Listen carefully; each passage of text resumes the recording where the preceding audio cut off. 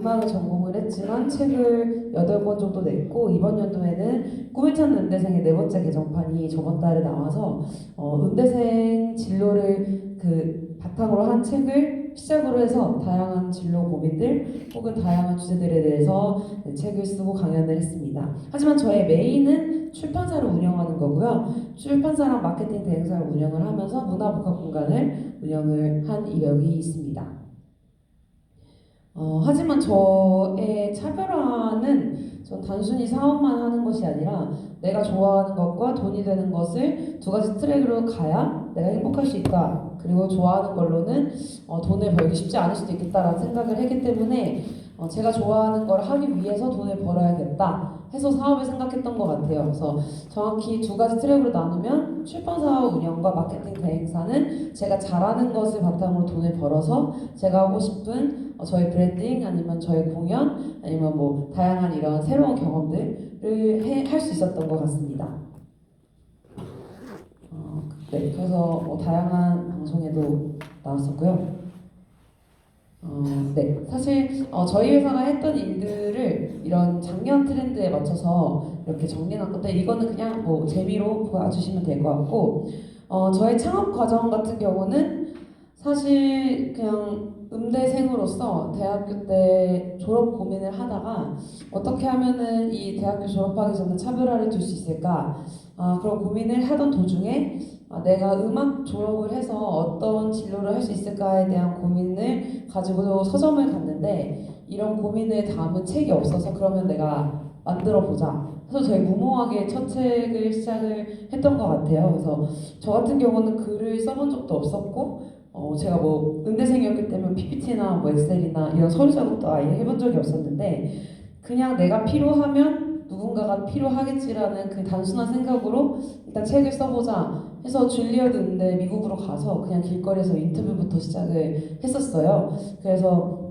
저 같은 경우는 길게 기간을 잡으면 너무 힘들기 때문에 3개월 안에 해서 안 되면 하지 말자 해서 제가 딱 책을 2월부터 5월까지 쓰고 2016년도 5월에 책을 냈던 첫 책이 꿈을 찾는 음대생이었는데 다른 책들보다 이 책이 저한테 되게 많은 의미가 있는 이유는 이 책을 쓰기 전후로 나뉘기도 하고 또 막연한 생각에 그칠 수도 있었던 걸 처음 실천해봤던 프로젝트이기 때문에 이 이후로 되게 많은 창업과 이제 프로젝트들을 진행할 수 있었던 것 같습니다. 꿈을 찾는 음대생의 대략적 내용은 뭐 여러분들도 비슷한 고민을 할 수 있겠지만 내가 공대다 아니면 내가 뭐 어떤 전공이다라고 했을 때 이 전공을 살리지 않는다면 내가 뭐를 위해서 대학교를 다녔지라는 고민을 아마 4학년 때 하게 될 거예요. 그러면 내가 잘하는 것을 해야 될지 좋아하는 것을 해야 할지 고민이 되는데 저 같은 경우는 특히 예체능 분야였기 때문에 저희는 최고가 아니면 살아남지 못하는 분야였어요. 그래서 과연 이 23살 때 음대를 졸업을 해야 하는데 내가 음악을 전공을 하지 않으면 내가 고등학교 때부터 이것만 파왔던 게 부정당하는 것 같고 음악을 살리자니 답이 안 되고 돈을 벌 수 없는 이 시점에서 그러면 4학년 때 마지막 희망으로 정말 나 같은 고민을 하는 그리고 내 고민을 해결하기 위해서 한 30명 인터뷰만 따보자 라고 해서 시작을 했던 게 꿈을 찾는 음대생이었습니다. 그래서 실제로 제가 23살 때 있었던 이 첫 책에는 음대 졸업 후에 할 수 있는 직업, 뭐 교사 아니면은 음대 출신의 뭐 사업 그리고 문화재단에 있으신 분들부터 해서 뭐 대학교 교수님들까지 그냥 제가 찾아가서 혹은 메일을 하거나 아니면은 그냥 진짜 길거리 인터뷰를 했던 것 같아요. 줄리어드 가서는. 그래서 다양한 음대생들이 어떤 생각을 하고 어떤 진로가 있고 실제로 그 진로에 있는 사람들은 어떤 고민을 하고 또 어떤 역할을 하고 있는지 최소한 이 정도의 인터뷰를 30명 정도가 내가 책에 담아내고 내가 스스로 안다면 그 사람들의 이야기를 바탕으로 내가 어떤 걸 하고 싶다라고 선택을 했을 때 후회를 하지 않을 것 같아서 내가 할 수 있는 선에서는 최대한 많은 미래에 대해서 더 많은 고민을 해보고 최대한 많은 사람들의 이야기를 듣자라고 해서 시작했던 책이 꿈을 찾는 음대생이었습니다. 네, 그래서 그때 이후로 이 시리즈 꿈을 찾는 시리즈로 되게 많은 책을 썼었고요. 특히 이 꿈을 찾는 약대생과 뭐 한의대 의대생은 제 다른 지인한테 이제 꿈을 찾는 시리즈로 같이 써보자. 그래서 저희 회사에서 교육 프로젝트로도 진행을 했던 책들입니다. 네, 그래서 간단히 제가 본캐인 출판업이나 퍼스널 브랜딩에 대해서 뒤에 자세히 적어놨는데 그 전에 그럼 저의 진짜 꿈이었던 공연과 파티를 아직은 수익이 되지 않지만 어떻게 유지를 하고 있었는지 그리고 어떤 꿈을 꿨는지 간단하게 영상으로 보여드리겠습니다.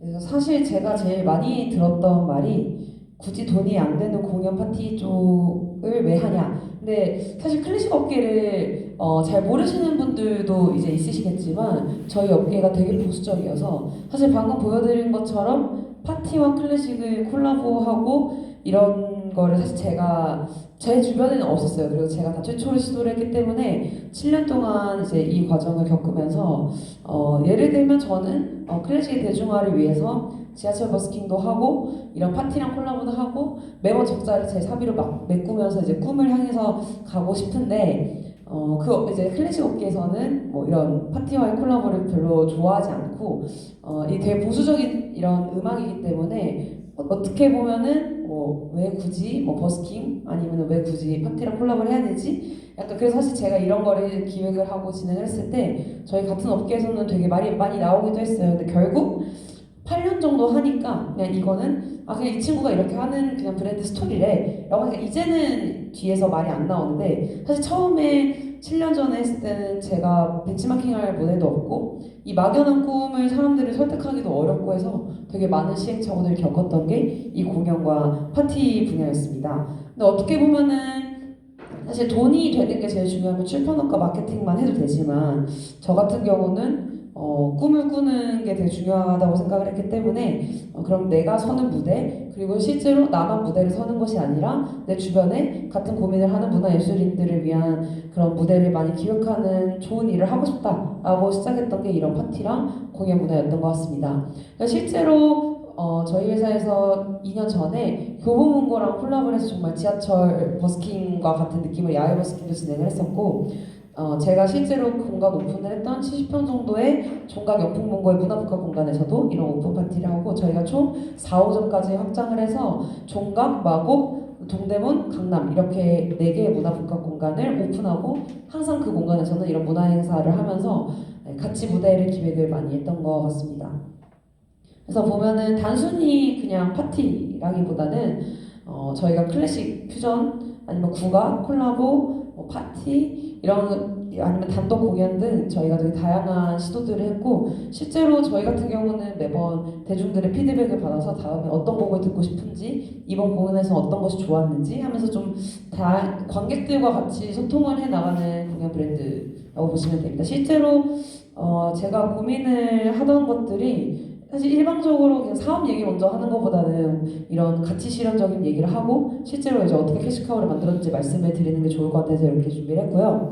국악 클래식 퓨전을 기획을 했던 이유는 사실 그냥 처음에는 내가 무대를 서고 싶어서 무대 기획을 하다가 과연 내가 이거를 왜 지속을 해야 되는지 명분을 찾지 않으면 이거는 지속될 수 없다라는 결론이 나왔었어요. 그러면 개인 단위인 행복 이외에 내가 뭐 예를 들면 국가를 위해서건 아니면 이 세상을 위해서건 내가 기여할 수 있는 한 가지의 명분이 있어야 이 문화예술 쪽은 아직 당장 돈이 안 되더라도 내가 꿈을 유지할 명분이 있겠다 싶어서 많은 고민을 하던 도중에 생각해낸 거는 한국을 알리기 위한 국악을 넣고 국악 클래식 퓨전으로 해서 되게 우리나라에 있는 외국인들한테 한국을 알리고 한국에 대한 인식을 개선시킬 수 있는 그런 거를 기획하면 좋겠다. 그런 명분이 넣어지면 좋았던 거는 단순히 그 전에는 제가 하고 싶은 공연을 기획하는 거에 그쳤다면 이 다음의 공연들은 최소한 국악을 꼈을 때는 한국을 알리기 위한 명분 플러스 외국인들을 저희가 초청을 실제로 했어서 이 국악을 듣고 어떤 것을 느끼고 한국에 대해서 어떤 생각을 하게 되었는지 그런 인터뷰들도 땄었거든요. 제가 하나만 보여드리겠습니다. It's interesting for you because the band, but it is like the violin and it's like the harp. I love Hagrid was on Hagrid, even though all my friends who visited Korea say I never heard about Princess, so I had to really search on the internet before. And after I came here, I get to know that some even Korean people doesn't know. So it's like I feel like it's a little bit excuse for me. So I feel like I want to know more about Korean history because I really love Korean traditional music. I even had a basic in Korean traditional style, so I fully love. 네, 저희가 덕혜옹주를 모티브로 해서 의친왕 기념사업회와 콜라보를 했던 공연인데 덕혜옹주라는 그 인물을 모티브로 해서 저희가 자작곡부터 다양한 연주들을 했었던 것이 외국인들 입장에서는 되게 인상 깊었다라고 하시더라고요. 그래서 이런 명분을 제가 만들어서 결국은 앞으로는 클래식뿐만 아니라 국악과의 콜라보에서 되게 다양한 거를 해봐야겠다라고 이제 작년부터 시도를 해봤던 거고 저희 연주팀의 스토리를 간단히 말씀을 드리면 저희 클래식팀 같은 경우는 처음에 이런 지하철 버스킹으로 시작을 해서 4년 동안 연주 활동을 하다가 작년에 세종체인볼에서 정기 공연을 했었어요. 그래서 이런 스토리텔링을 가지고 저희가 어떻게 보면 문화예술인들이 음악을 포기하지 않고 어떻게 하면 이렇게 유지를 하고 있는가에 우리가 최소한 예시에 후배들이 걸어갈 수 있는 그런 예시가 됐으면 좋겠다라고 해서 좋은 뜻으로 이제 저희 선후배로 모였던 거고 결국 저희 키조이스 같은 경우는 이제 정확히 5년 정도 적자가 엄청 많고 이걸 제 사비로 투입을 했지만 했던 이유는 계속 말씀드렸듯이 그냥 단순히 문화예술에 대해서 대중들이 즐겼으면 좋겠고 하향 산업인 클래식 산업에서 대중들이 찾기 위해서는 이런 파티라와의 콜라보가 있어야 된다라고 해서 막연한 꿈을 실천을 아직도 하고 있는 부분입니다. 저희가 실제로 주얼리 사업도 하고 저희가 여자아이들의 누드 이 뮤직비디오에도 저희 회사 주얼리가 저희 회사 주얼리가 협찬이 되었었습니다. 실제로 저희가 단순히 공연하는 것에 끝나는 것이 아니라 실제로 제가 작년에 우즈베키스탄에 가서 한국을 알리는 가야금 연주나 아니면 제가 이제 댄스 강사도 했었기 때문에 그런 춤을 가르쳐주는 클래스도 했었고 저희 연주뿐만 아니라 영 아티스트들을 위한 후원 연주회 그리고 탈북 청소년들과 같이 콜라보 연주를 해서 수익금을 전액 기부하는 행사도 진행을 했었습니다.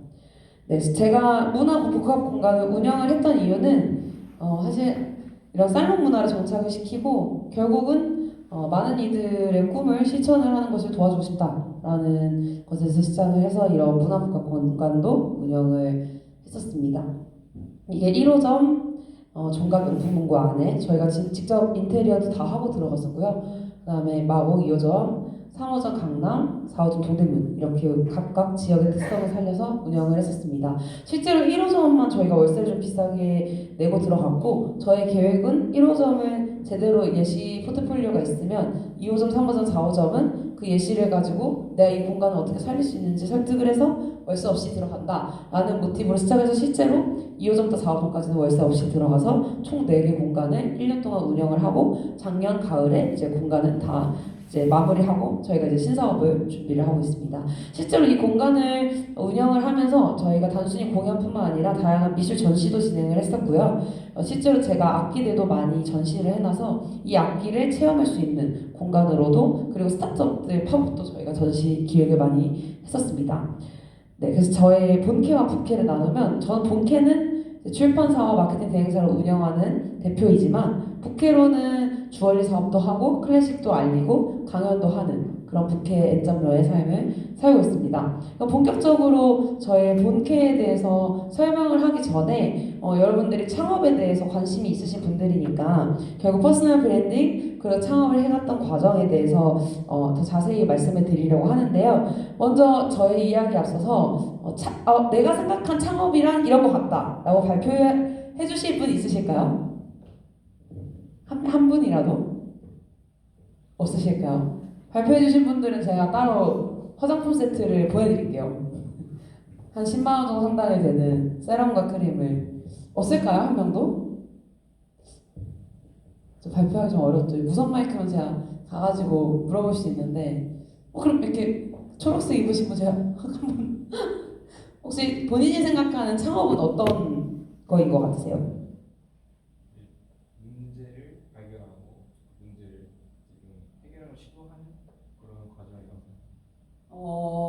좋았어요. 좀 이따 저한테 연락처 남겨주시면 제가 보내드릴게요. 또 혹시 있으실까요? 내가 생각한 창업이란 이런 것 같다. 그럼 저랑 지금 눈 맞추시고 계신데 그 살색인가? 맞아요. 이렇게 계신 분. 네. 죄송함이 올라가지고 혹시 본인이 생각하는 창업이란 어떤 건지 한마디만 가능하실까요? 맞아요. 네. 가치를 실현시키는 것을 창업이라고 합니다. 네, 두 분 다 저한테 오시면 제가 배송으로 상품을 보내드리겠습니다. 너무 다 맞는 답변들인데 사실 사업 창업이라고 생각하면은 거창해 보일 수 있지만 방금 말씀하셨던 것처럼 그냥 단순히 사람들이 불편해 나가는 그 한 가지를 편하게 만드는 그 과정, 그 진실성에서 나오는 게 저는 사업과 창업이라고 생각을 해요. 그래서 보통 제일 전반적으로 제일 중요한 거는 사업 같은 경우는 첫 번째에서 뭐 대박이 날 수는 없지만 결국 저는 물건은 비슷하고 서비스는 비슷하지만 이걸 어떻게 브랜딩하냐의 차이로 봤어요. 그래서 그거에 앞서서 먼저 퍼스널 브랜딩의 개념을 알려드리면 여러분들이 창업을 누구나 꿈꾸시는 분들이기 때문에 도움이 되지 않을까 해서 준비를 했습니다.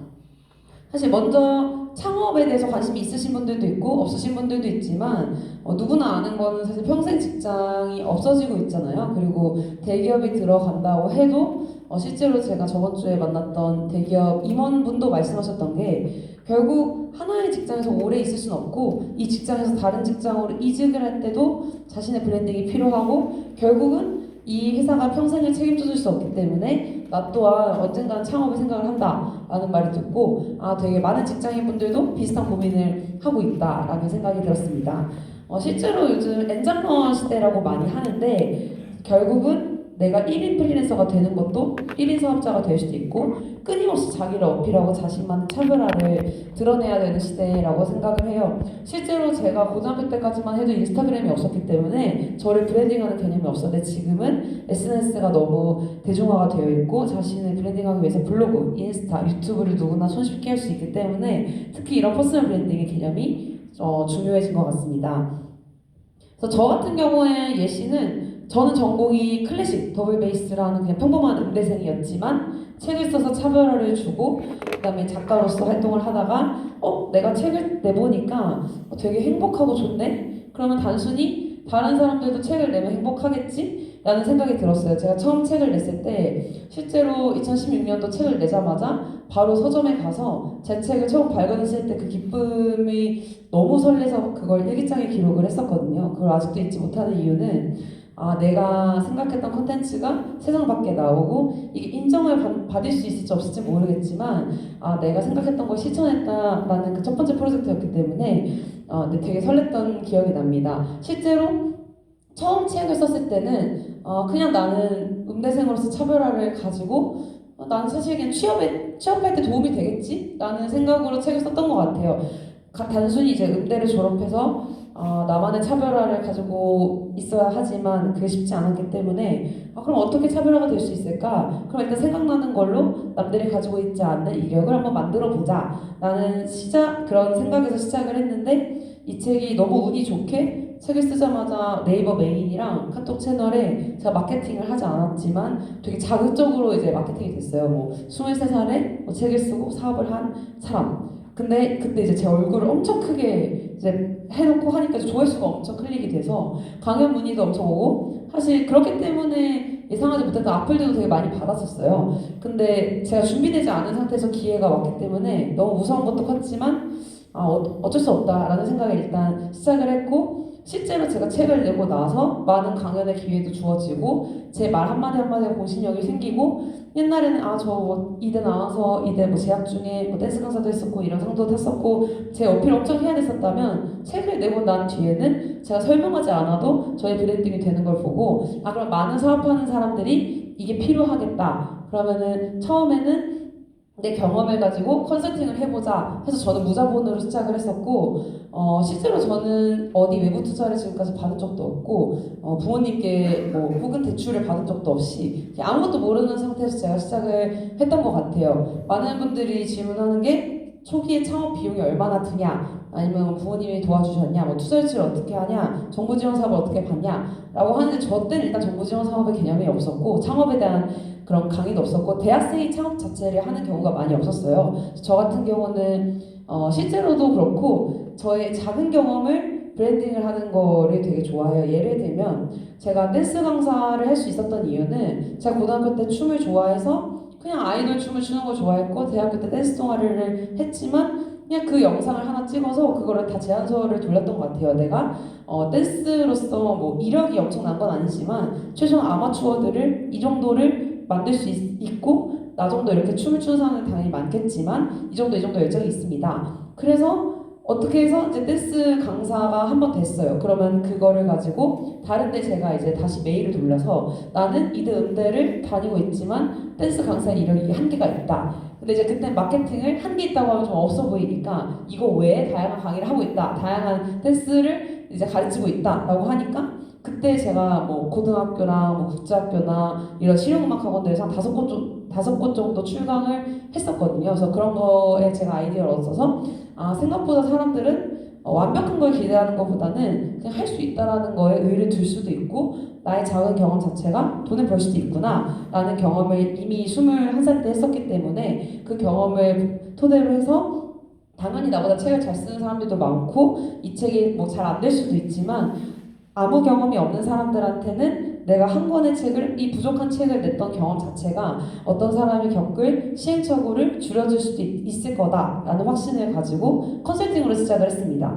그래서 예를 들면 뭐 내가 꽃꽂이를 좋아한다 아니면 내가 뭐 어떤 거를 만들 수 있다라고 하면은 저는 창업이 막연하다라고 생각하시는 분들은 그냥 자기만 할 수 있는 최소한 뭐 춤이 될 수도 있고 아니면 내가 뭐 엑셀을 잘해 그러면 그거가 될 수도 있고 남들은 그게 어려울 수 있거든요. 그럼 그 경험을 가지고 원데이 클래스를 열어보던 컨설팅으로 시작을 해서 사업을 시작하는 걸 저는 되게 많은 분들한테 추천을 해요. 왜냐면 비용도 들지 않고 내 경험을 세일즈하는 것을 경험을 해서 이 시행착오를 겪으면 그 다음에 투자 금액이 들어가고 다른 사업을 했을 때 시행착오가 저는 적다고 생각을 합니다. 그래서 퍼스널 브랜딩 같은 경우는 저 같은 경우는 딱 이 네 가지 방법을 말씀해 드려요. 그래서 처음에는 나를 분석을 하고 두 번째는 그러면 이 나를 어떤 형태로 보여줄 수 있을지 세 번째는 어떤 수단으로 홍보를 할 수 있을지 네 번째는 내가 생각했던 이미지를 어떻게 관리를 할 수 있을지 이 네 가지를 계속 무한반복하는 거가 저는 퍼스널 브랜딩이라고 생각을 합니다.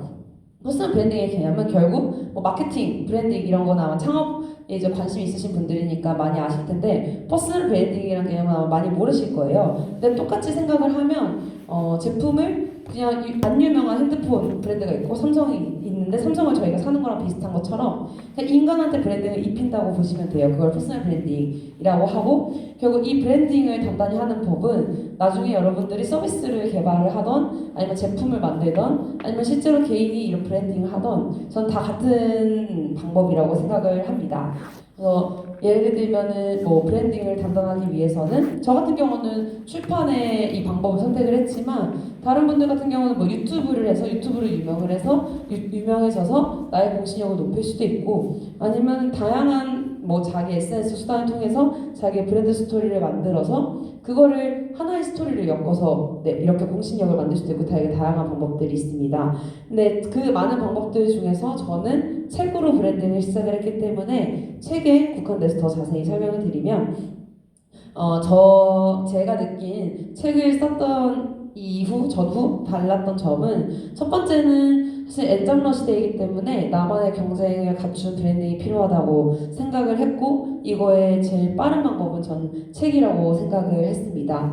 그리고 실제로 생각은 많이 하지만 실제로 책을 쓰기까지는 많이 없기 때문에 저는 세상에 책을 쓴 사람과 안 쓴 사람을 나뉜다면 쓴 사람에 속해 있어서 거기서 차별화를 둬서 마케팅을 해야겠다라는 생각을 했던 것 같아요. 그리고 실제로 유튜브나 다른 SNS 수단도 너무 좋지만 책 같은 경우는 어쨌든 네이버에 등록이 돼야 되고 검색해서 나오는 사람이 돼야 되기 때문에 이런 공신력이 또 생길 수 있고 사람들이 생각을 했을 때도 이 사람은 뭔가 사기를 치실 것 같지 않다. 아니면 이 사람의 말에는 힘이 있다. 이 사람이 어떻게 살아왔는지 이 기록을 알 수 있다는 게 상당히 큰 브랜딩에 상당히 큰 도움도 됐고 실제로 제가 1년 만에 만들어진 이런 스토리들이 아니라 23살부터 내가 뭘 했고 이런 거를 8년 동안 기사들도 있고 매년 책을 썼기 때문에 어떤 분을 뵙던 아니면 어떤 기회가 왔던 그냥 한 줄 요약으로 되게 잘 설명할 수 있었던 것 같아요. 하지만 이제 많은 분들이 질문을 하시는 게 아까 첫 번째 PPT에서도 질문 중에 하나였지만 그러면은 한 번 책을 써서 잘 되면 그 책만 계속 그냥 찍어내면 되지 왜 매년 책을 쓰냐?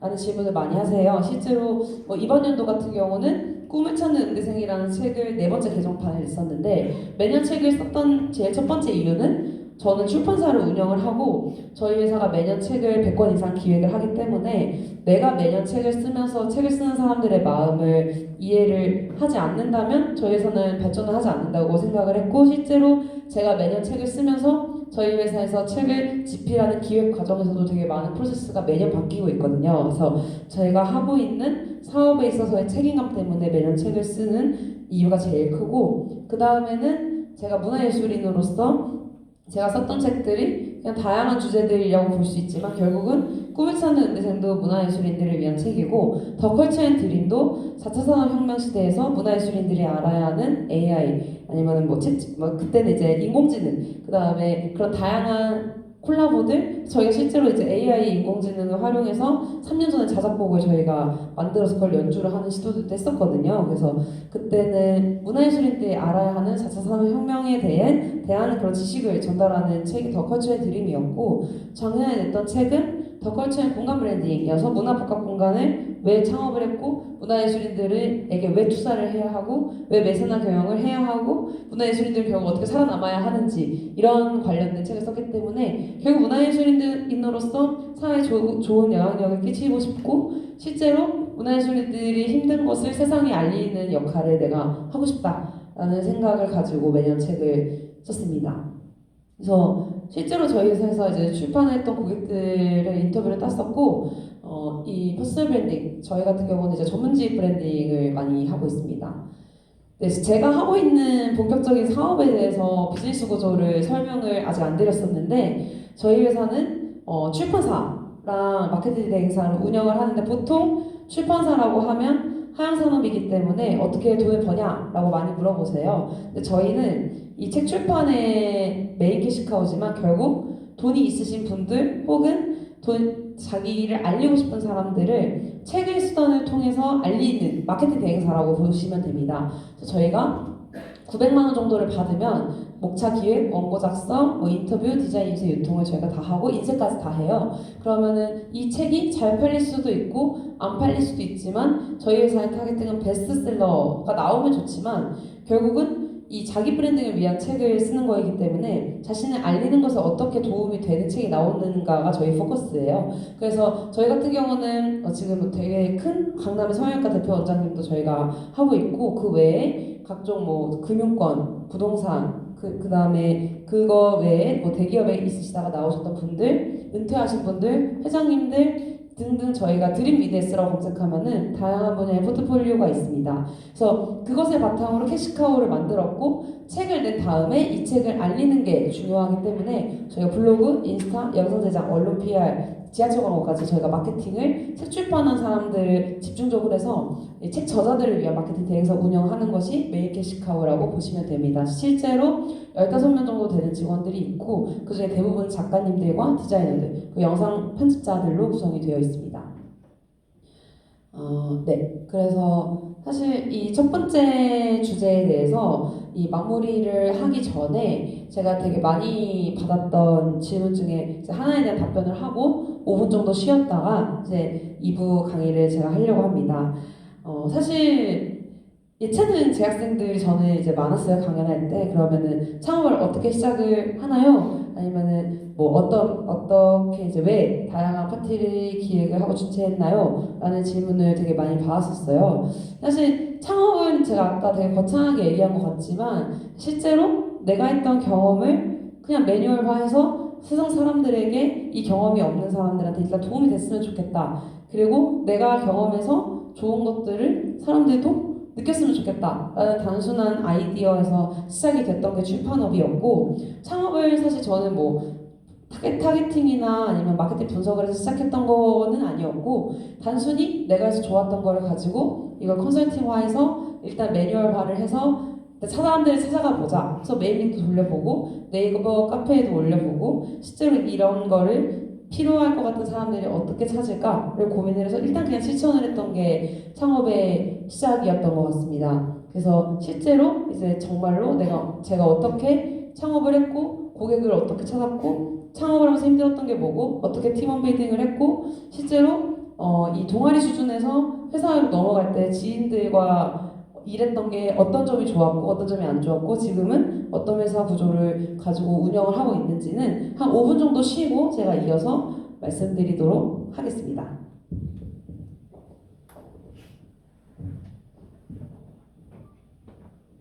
네, 현 시간 다 다녀오세요.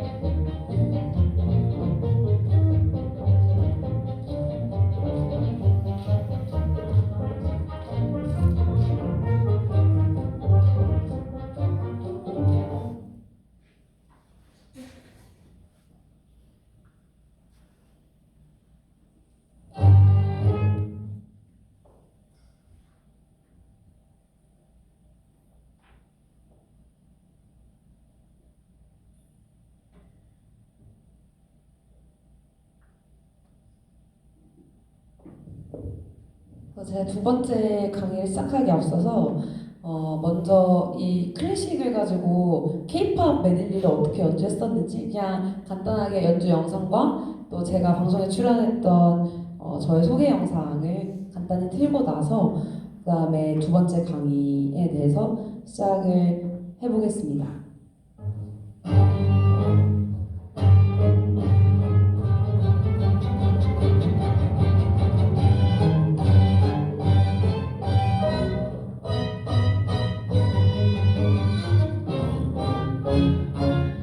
블랙핑크랑 BTS의 노래들을 저희가 편곡해서 했었던 곡입니다.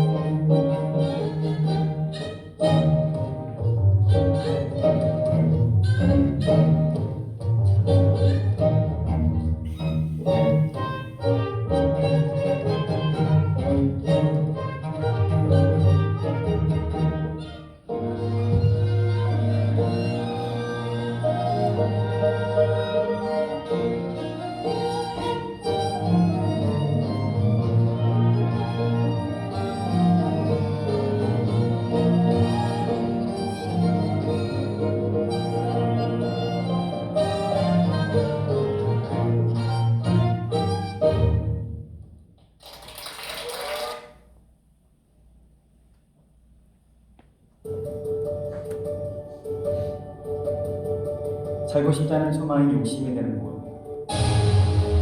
우즈베키스탄 Korean cultural 갔을 때 나왔던 traditions were 뉴스거든요. demonstrated with the participation of students. Dashkin Sejong Hakdang is a cultural space for those who want to learn the Korean language and get to know Korean traditions. In addition to theoretical classes, practical training, various festivals, competitions, as well as the most famous events celebrated in South Korea are regularly held in this school. The next Korean Culture Days was held in different spirit than the previous ones.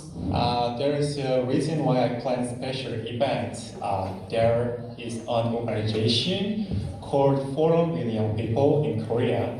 John Ye-hyun, representative of the forum, heard that there are many young Uzbeks who love Korean culture. So we baked with joy. We prepared a lot of Korean culture such as K-pop, Blackpink, Hanbok, and Gaegeum, and so many things. We will try to make more events in the future. So this is why I planned this event. I saw that a lot of young people in the street, they loved Korean culture like K-pop dance and the Hangul. So I was surprised with these students here. During the event, students tried to prepare Korean national dishes by themselves. In the special music lessons, the participants enjoyed the ancient Korean songs. At the end of the training, there was demonstration of the national colors of Blackpink, one of the famous music groups of the Republic of Korea. Such cultural days help strengthen friendly relations between the peoples of the two countries, teach students the Korean language, and familiarize them with Korean culture and history. 그래서 실제로 아까 1부 때 말씀드렸던 거에 예시를 보여드렸었고 작년에 이 강의를 우즈베키스탄 갔을 때도 이런 K-pop 제가 아까 보여드렸던 영상을 되게 우즈베키스탄 친구들이 많이 좋아하더라고요. 실제로 작년에 우즈베키스탄에서 느꼈던 거는 한국어를 배우는 친구들이 한 몇천 명, 한 2천 명 정도 됐던 것 같아요. 그 도시에만. 그리고 실제로 세종학당이라는 그런 한글 학교들이 되게 활성화가 되고 있어서 되게 다양한 경험을 작년도 했었습니다. 그래서 저의 본격적인 이 뭐 사업이나 제가 해왔던 것들을 알려드리기에 앞서서 아까 말씀드렸던 어떻게 국악과 연주를 콜라보를 하고 실제로 이것을 한국을 알리기 위해서 어떤 다양한 프로젝트를 했는지를 보여드렸고요. 간단하게 저의 소개를 아까 드렸지만 저는 음대 출신의 이제 연주로서 원래는 평생을 생각을 하다가 23 때 책을 쓰고 나서 사업을 시작을 했고 어떻게 보면은 저 같은 경우는 그냥 경영학적인 거나 많은 거를 배우고 사업을 시작을 했으면 시작을 못했겠다라는 생각이 들었었습니다. 그래서 실제로 저 같은 경우도 음악을 전공을 했지만 다양한 경험이 중요하다고 생각을 해서 대학교 때 정말 많은 다양한 경험을 했던 것 같아요. 그래서 어떤 이야기를 2부 때 하면 좋을까 고민을 하다가 실제로 내가 대학생 때 어떤 생활을 했고 어떤 비전을 가지고 시작을 했으면 뭐가 힘들었는지를 공유를 하면 좋겠다라는 생각이 들어서 2부는 간단하게 저의 이야기를 준비를 했습니다. 실제로 저 같은 경우는 고등학교 때 음악을 시작을 해서 너무 늦게 시작을 했어요. 이번에 대한 답변이기도 한데 왜 전공을 더블 베이스로 선택을 했나요? 는 사실 제가 너무 음악을 하고 싶었지만 제 동생도 음악을 하고 어머니도 음악을 하셨기 때문에 어머니가 반대가 너무 심하셨어요. 한 명은 음악을 하니까 너는 음악을 하지 않았으면 좋겠다. 그래서 원래 초등학교 때 하고 싶었다가 이제 부모님이 안 시켜주시다가 결국 제가 고등학교 때 제가 이제 외국 입시도 준비를 했었고 고등학교 때는 과학중점학교 가서 이과 공부를 하면서 나는 그래도 음악을 하고 싶고 실제로 그때는 이제 너무 꿈이 강했으니까 돈을 벌지 못하더라도 내가 좋아하는 거를 최소한 해보고 죽고 싶다라는 생각에 고등학교 2학년 때 음악을 하기로 결정을 했어요. 그래서 그때 제가 어쨌든 키도 좀 크고 저의 신체적 특성상 더블 베이스 악기가 잘 맞다는 판단이 돼서 저한테 사실 더블 베이스를 왜 선택했냐는 저는 악기가 어떤 게 되던 중요하진 않았고 제가 음악을 하고 싶었던 거에 어떤 악기가 수단이라고 생각을 하기 때문에 저는 전공을 더블 베이스를 선택했던 이유는 그렇게 해서 시작을 하게 되었습니다. 실제로 막연한 꿈을 가지고 이제 음대를 진학을 했는데 저의 선배 언니들을 보면 너무 훌륭하신 언니들도 많지만 대부분 음악을 졸업을 해서 음악 전공을 살리는 게 쉽지 않고 그냥 실제로 그냥 대부분 열에 한 8은 유학을 가는 것 같아요. 그러면 제가 동기들한테도 물어봤던 게 졸업하면 너 뭐 할 거야? 라고 하면 그냥 유학 가야지. 그리고 제가 제일 많이 들었던 말은 허진아 그냥 그런 말 한 시간에 연습이나 해. 그 말이 제일 많이 들었던 것 같아요. 실제로 제가 대학교 때 댄스 동아리를 하면서도 교수님이 저를 너무 안 좋게 생각을 하셨기 때문에 관현악과 최초로 댄스 동아리를 했던 사람이기도 했고 저희가 되게 보수적인 집단의 분위기에서는 감히 클래식 전공하는 친구가 왜 춤을 춰서 관현악과를 왜 욕먹이냐라는 소리까지 제가 들었던 것 같아요. 근데 실제로 제가 그때도 고민을 많이 했고 20살 때부터 남의 시선을 신경 쓸 수밖에 없던 상황이었지만 교수님께서 제가 말씀드렸던 게 저는 그냥 댄스 동아리 하려고 이대 들어왔고 제 인생 제가 알아서 할 테니까 그냥 저는 제 인생에서 음악은 잘 모르겠습니다 라고 말을 하고 사실 그렇게 말을 해놓고 되게 많이 불안하긴 했어요. 학교 다니는 것도 힘들었고 적응하는 것도 너무 힘들었지만 제가 그럴 때마다 생각을 했던 건 남의 틀에서 박혀서 하는 거는 고등학교 때까지 너무 충분하다. 그리고 내 20대 때 내가 하고 싶은 걸 찾지 않으면 언제 난 행복하지? 라는 생각으로 그냥 주변 시선을 다 무시하고 그렇게 해서 이제 시작된 게 저의 대학교 생활이어서 순탄하지는 않았던 것 같아요. 대학교 입학부터 너무 튀는 학생이었고 동기들과도 생각이 너무 달랐고 실제로 저는 그냥 너무 낭만을 가지고 음대를 갔지만 음대를 입학했을 때 저는 인문계 친구들이 중학교 고등학교 때 많았기 때문에 입학과 동시에 취업 준비를 하는 친구들도 많았는데 제 주변에 음악하는 친구들은 그냥 막연하게 졸업하면은 그냥 유학 가야지. 유학 갔다 와서 뭐 할 거야? 그냥 오케스트라 들어가지. 뭐 안 들어가면 어떻게 할 거야? 그냥 그렇지 않을걸? 이라고 생각하는 저는 그 생각이 좀 이해가 안 됐어요. 저는 플랜 B, C, D를 항상 생각을 해야 됐던 성격이었기 때문에 막연한 꿈도 중요하지만 실제로 어떤 비전을 혹은 어떤 인생을 살고 싶어서 어떤 노력을 해야 되지라는 저는 그 사고가 박혀야 이제 열심히 사는데 실제로 저는 대학을 왜 열심히 가야 되는지 납득이 됐었고 내가 하기 싫은 거를 이겨내 봐야 나중에 하고 싶은 거를 잘할 수 있다 라는 부모님 말씀에 설득이 돼서 열심히 대학교를 준비했던 것 같아요.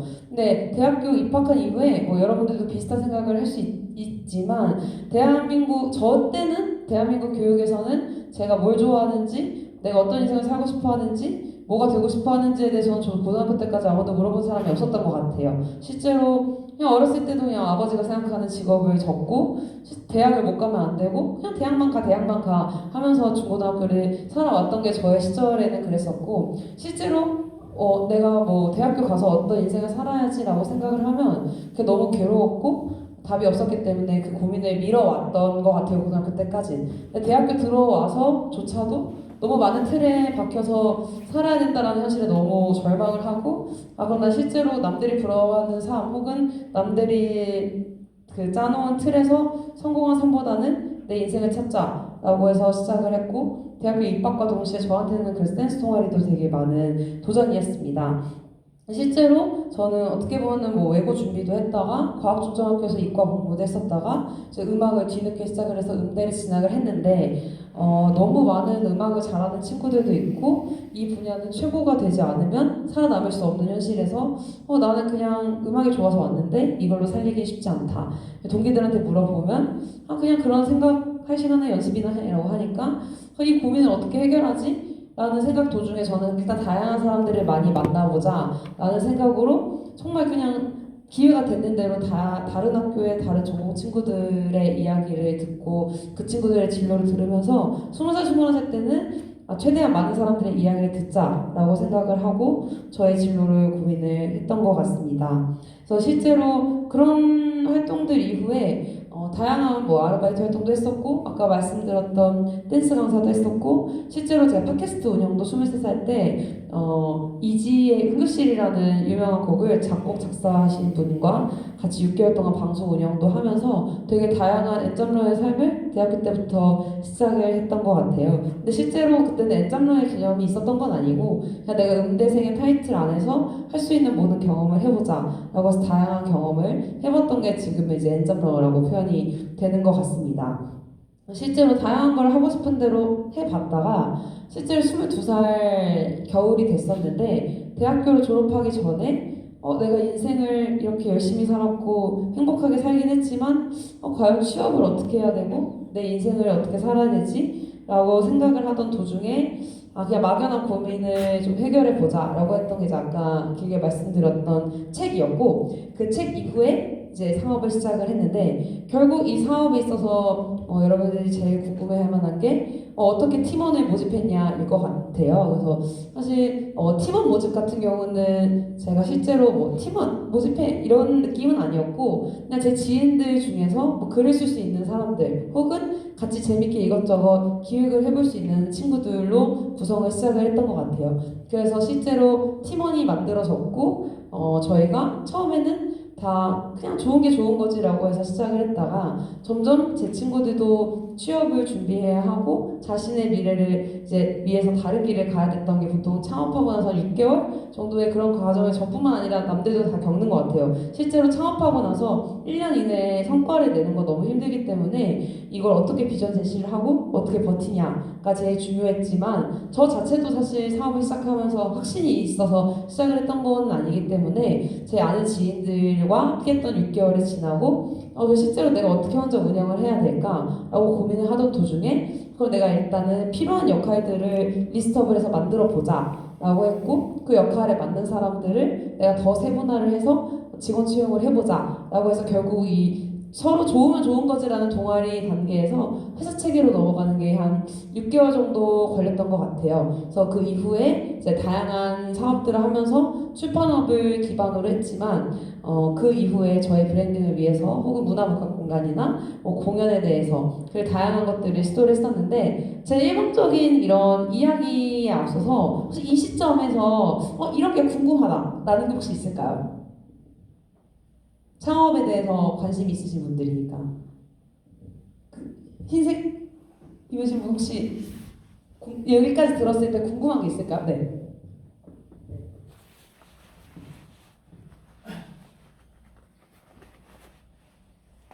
저는 회장님의 그 꿈을 향해 달려가는 것을 굉장히 인상 깊게 듣고 있었고, 저는 제가 워낙 보수적인 사람이어가지고 이렇게 창업이나 이런 쪽에서 막연하게 꿈을 꿨었던 적은 있었지만은 이렇게 구체적으로 뭔가 이렇게 바로바로 이렇게 하지는 못했던 것 같거든요. 그래서 제가 좀 뭔가 도움이 될 만한 말을 하기 좀 힘들 것 같습니다. 네, 그러면은 이런 고민들이 있으신 분들이 제일 고민을 하는 것이 결국 이 어떤 도전을 했을 때 망하면 어떡하지? 혹은 주변에서 날 어떻게 보지라는 고민을 저도 이 나이대에 제일 많이 했던 것 같아요. 그래서 사실 꿈을 향해 달려가는 것도 좋지만 결과가 나중에 없으면 이 과정이 무의미해지지 않을까라는 게 저의 제일 큰 고민이었어요. 아까 연주팀에 대해서 오랫동안 말씀을 드렸던 이유도 사실 저의 사업에서는 출판학과 마케팅은 성공한 사업이지만 공연문화예술과 이런 연주팀 사실 실패한 사업이라고 볼 수 있어요. 왜냐면 거의 문화복합 공간도 1년간 4억간의 적자를 내고 제가 마무리를 했었고 연주팀도 실제로 4년 동안 제 개인 사비로 제 몇 억 가까이 들었기 때문에 이거에 대한 아웃풋이 안 나오면 어떤 분들이 봤을 때는 되게 실패한 사업이라고도 하지만 저는 어떻게 보면 이 경험 자체가 나중에 10년 뒤에 어떤 아웃풋이 날지도 모르고 저 같은 경우는 또 이런 실수 같은 것들이 결국 지금의 출판업에 있어서도 도움이 많이 됐던 것들이 있어요. 뭐 어떤 사람들을 모아야 된다, 아니면 어떤 것들이 인간관계에서 힘들다. 근데 저도 제일 창업했을 때 무서웠던 거는 이거가 해서 망하면 어떡하지? 혹은 결과가 안 좋았을 때 내가 이렇게 도전했던 것을 후회하면 어떡하지라는 고민을 했었는데 결국 그렇게 해서 얻은 결론은 어쨌든 지금 성공해 보이는데 실패할 수도 있는 거고 실패해 보이는 게 성공할 수도 있는 건데 결국 해도 안 해도 후회는 똑같이 남는 거면 그냥 해도 후회를 하자라는 생각을 가지고 많은 도전을 했던 것 같아요. 제가 실제로 강연을 하면서 많은 질문을 들었던 것이 나도 이런 걸 해보고 싶지만 용기가 안 난다. 혹은 이게 성공을 하지 않았을 때 그 시간들이 무의미해질까봐 무섭다라는 이야기를 되게 많이 들었던 것 같아요. 근데 그거랑 비슷한 맥락에서 인간관계도 그렇지만 결국 어느 정도는 남의 시선을 신경 쓰는 것도 중요하지만 나한테 더 집중을 한다면 과연 내일 죽는다고 생각을 했을 때 내가 이걸 후회할까? 라고 생각을 하면 많은 고민들이 해결이 됐던 것 같아요. 저도 23살 때 책을 쓰고 나서 실제로 지인들이 달았던 악플들도 많았고 뭐 좋은 글들도 많았지만 사람들의 심리가 10명 중에서 한 명이 욕하면 그 욕한 사람한테 집중을 하게 되는 게 사람 심리인 것 같아요. 실제로. 그래서 제가 처음 책을 냈을 때 책 유통이 아직 안 됐는데 책에 대한 평가가 올라오고 제가 제일 많이 듣던 말이 저는 어쨌든 뭐 어렸을 때부터 음악을 했던 건 아니니까 너가 음악에 대해서 얼마나 아냐 아니면 너가 음악계 더블베이스 최고가 아닌데 왜 음악계 관련된 책을 쓰냐 실제로 또 이 책이 너가 뭐 잘 될 것 같아 뭐 이런 그냥 그런 일방적인 비난들도 있었는데 결국 그러면서 제가 느꼈던 거는 생각보다 사람들이 어떤 A라는 노력을 할 때 노력의 과정을 궁금해하지 않고 결과가 조금 나오는 것 같으면 일단 뭐 까내리는 사람들도 많구나. 그러면은 처음에는 저는 이런 사람들이 왜 있지? 라는 고민을 했던 것 같은데 그 경험 이후에는 그냥 이런 사람도 있고 저런 사람도 있고 오히려 이런 나에 대해서 비난을 하는 것도 관심이다 라는 생각을 가지고 다양한 도전을 했던 것 같아요. 왜냐면은 이 얘기를 길게 했던 이유는 저는 사업하면서 제일 힘들었던 게 일하면서 힘들었던 것들보다는 이런 시선을 이겨내야 되는 일들이 너무 힘들었어요. 제가 실제로 지하철 버스킹을 했을 때도 저의 목적은 그냥 지나가는 대중들이 클래식을 들었으면 좋겠다. 그리고 실제로 이런 것들을 우리가 많이 하면 후배들도 이런 걸 도전해 볼 수 있지 않을까. 그리고 제가 버스킹을 할 때도 몸이 불편하신 분도 계셨는데 휠체어를 타신 분이 멈추셔서 다음 공연도 보고 싶다 해서 저희가 사당역에서 한 3주 동안 했었는데 사당역에 그 다음 주 공연 2번을 더 오셨었거든요. 저는 이제 이런 그냥 기쁨, 소소한 기쁨 때문에 지하철 버스킹 6개월 동안 6개 역을 돌아다니면서 했었는데 그 행동만 가지고 뭐 저랑 같이 연주했던 친구들한테 그냥 왜 뭐 클래식을 가지고 뭐 지하철 버스킹을 하냐 제가 좀 이용해서 클래식 업계를 뭐 어떻게 좀 욕먹이는 거 아니냐부터 해서 되게 이간질했던 일들도 많았었고 제가 좋은 의도로 했던 행동들도 오해를 받았던 것들이 많았어요. 클래식을 대중화하기 위해서 했던 행동들이 클래식 업계를 욕먹이는 거 아니냐라는 비판도 받았었지만 제가 이렇게 살아왔었을 때 제일 중요했던 가치관은 그냥 이렇게 생각해도 어쨌든 안 해도 후회 해도 후회인데 안 하면 내가 내일 죽는다면 후회를 할 것 같으니까 일단 하고 최대한 많은 욕을 먹어보자 라고 생각을 한 이후는 멘탈이 많이 안 흔들렸던 것 같아요. 그래서 아까 질문은 아니었지만 그 이어서 답변을 했던 거의 포커스는 결국 적극적인 사람들도 있고 요즘 말로 뭐 I도 있고 E도 있는데 저는 I든 E든 적극적이든 소심하든은 중요하진 않은 것 같아요. 그러니까 당연히 중요할 수는 있지만 결국 그런 모든 고민을 했을 때 그냥 나의 행복에 집중을 하면 그냥 내가 했을 때 후회하냐 안 후회하냐 그리고 내가 창업에 도전했던 거에 있어서 실패를 하거나 결과가 안 나와도 내 경험이면 좋지 뭐 라는 이런 엄청 긍정적인 마인드에서 시작을 해야지 처음부터 창업을 해서 성공을 해야 한다 라고 생각을 하면 오히려 내가 너무 행복해야 돼 라고 생각해서 불행해지는 거랑 비슷하다고 저는 많이 느꼈어서 오늘 오면은 꼭 그 얘기를 또 해보고 싶었습니다. 실제로 그래서 그 질문도 제가 많이 받았었고 다른 질문들 중에서 제가 많이 들었던 질문 중에서 이거랑 연결되어 있는 건데 사업은 실패할 수도 성공할 수도 있는데 성공할 수 있는 방법이 있을까요? 근데 저는 그냥 최대한 많은 거를 해보는 거라고 생각을 해요. 그래서 저는 확률 게임이라고 생각을 해서 아까 저의 소개를 보면 제가 책도 쓰고 연주도 하고 출판업도 운영하고 뭐 춤도 추고 뭐 공연도 맨날 열고 뭐 하는 사람이냐라는 얘기를 제가 많이 듣는데 그냥 저는 그냥 듣기 좋은 말로 그냥 아무거나 얻어 걸려라 하고 그냥 제가 할 수 있는 걸 모든 걸 다 하는 것 같아요. 그래서 성공할 수 있는 방법은 저도 아직 지금 많이 부족하지만 최대한 많은 경험을 하고 그 많은 경험들을 기록화를 해서 저를 알리거나 아니면 이 경험을 가지고 언젠간 도움이 되겠지라고 생각을 해서 까먹기 전에 매뉴얼화를 하고 메모를 하는 습관이 저한테 되게 많은 도움이 됐던 것 같습니다. 그래서 지금 당장은 공연 쪽에서는 제가 아직도 노력을 하고 있고 어떻게 비즈니스 구조를 짜는지 확신이 있진 않지만 저는 가늘고 길게 가자 주의로 그냥 죽기 전까지 뭐 환갑까지 내가 연주를 할 수 있는 팀이 있고 연주를 할 수 있는 기회가 있으면 그때 내 주변에 있는 사람들이 축하 공연만 불러줘도 음악을 최고로 해야 된다라고 생각하는 친구들이 많이 포기를 해요. 제 주변에 실제로 유학 갔다 온 친구들도 나 예술 담당 아니면 연주 못해. 그래서 결국 연주를 안 하다가 결국 음악을 안 하게 되더라고요. 제 주변도 보면. 그래서 저 같은 경우는 다른 전략을 짜서 그냥 난 부족할 수도 있고 더 많은 노력을 해야 하지만 가늘고 길게 포기하지 않는 포지션으로 간다라고 마음을 먹으니까 훨씬 편해졌어요. 실제로 공연으로 성공을 해야겠다라고 생각했을 때는 기회도 많이 안 왔었는데 요즘은 그냥 즐기면서 오랫동안 하고 1년에 한두 번 정도 연주할 수 있는 기회가 있으면 그걸로 행복하다라고 생각을 하니까 오히려 요즘 제안도 되게 많이 들어오고 어제도 공연도 저희가 축하 공연도 했었고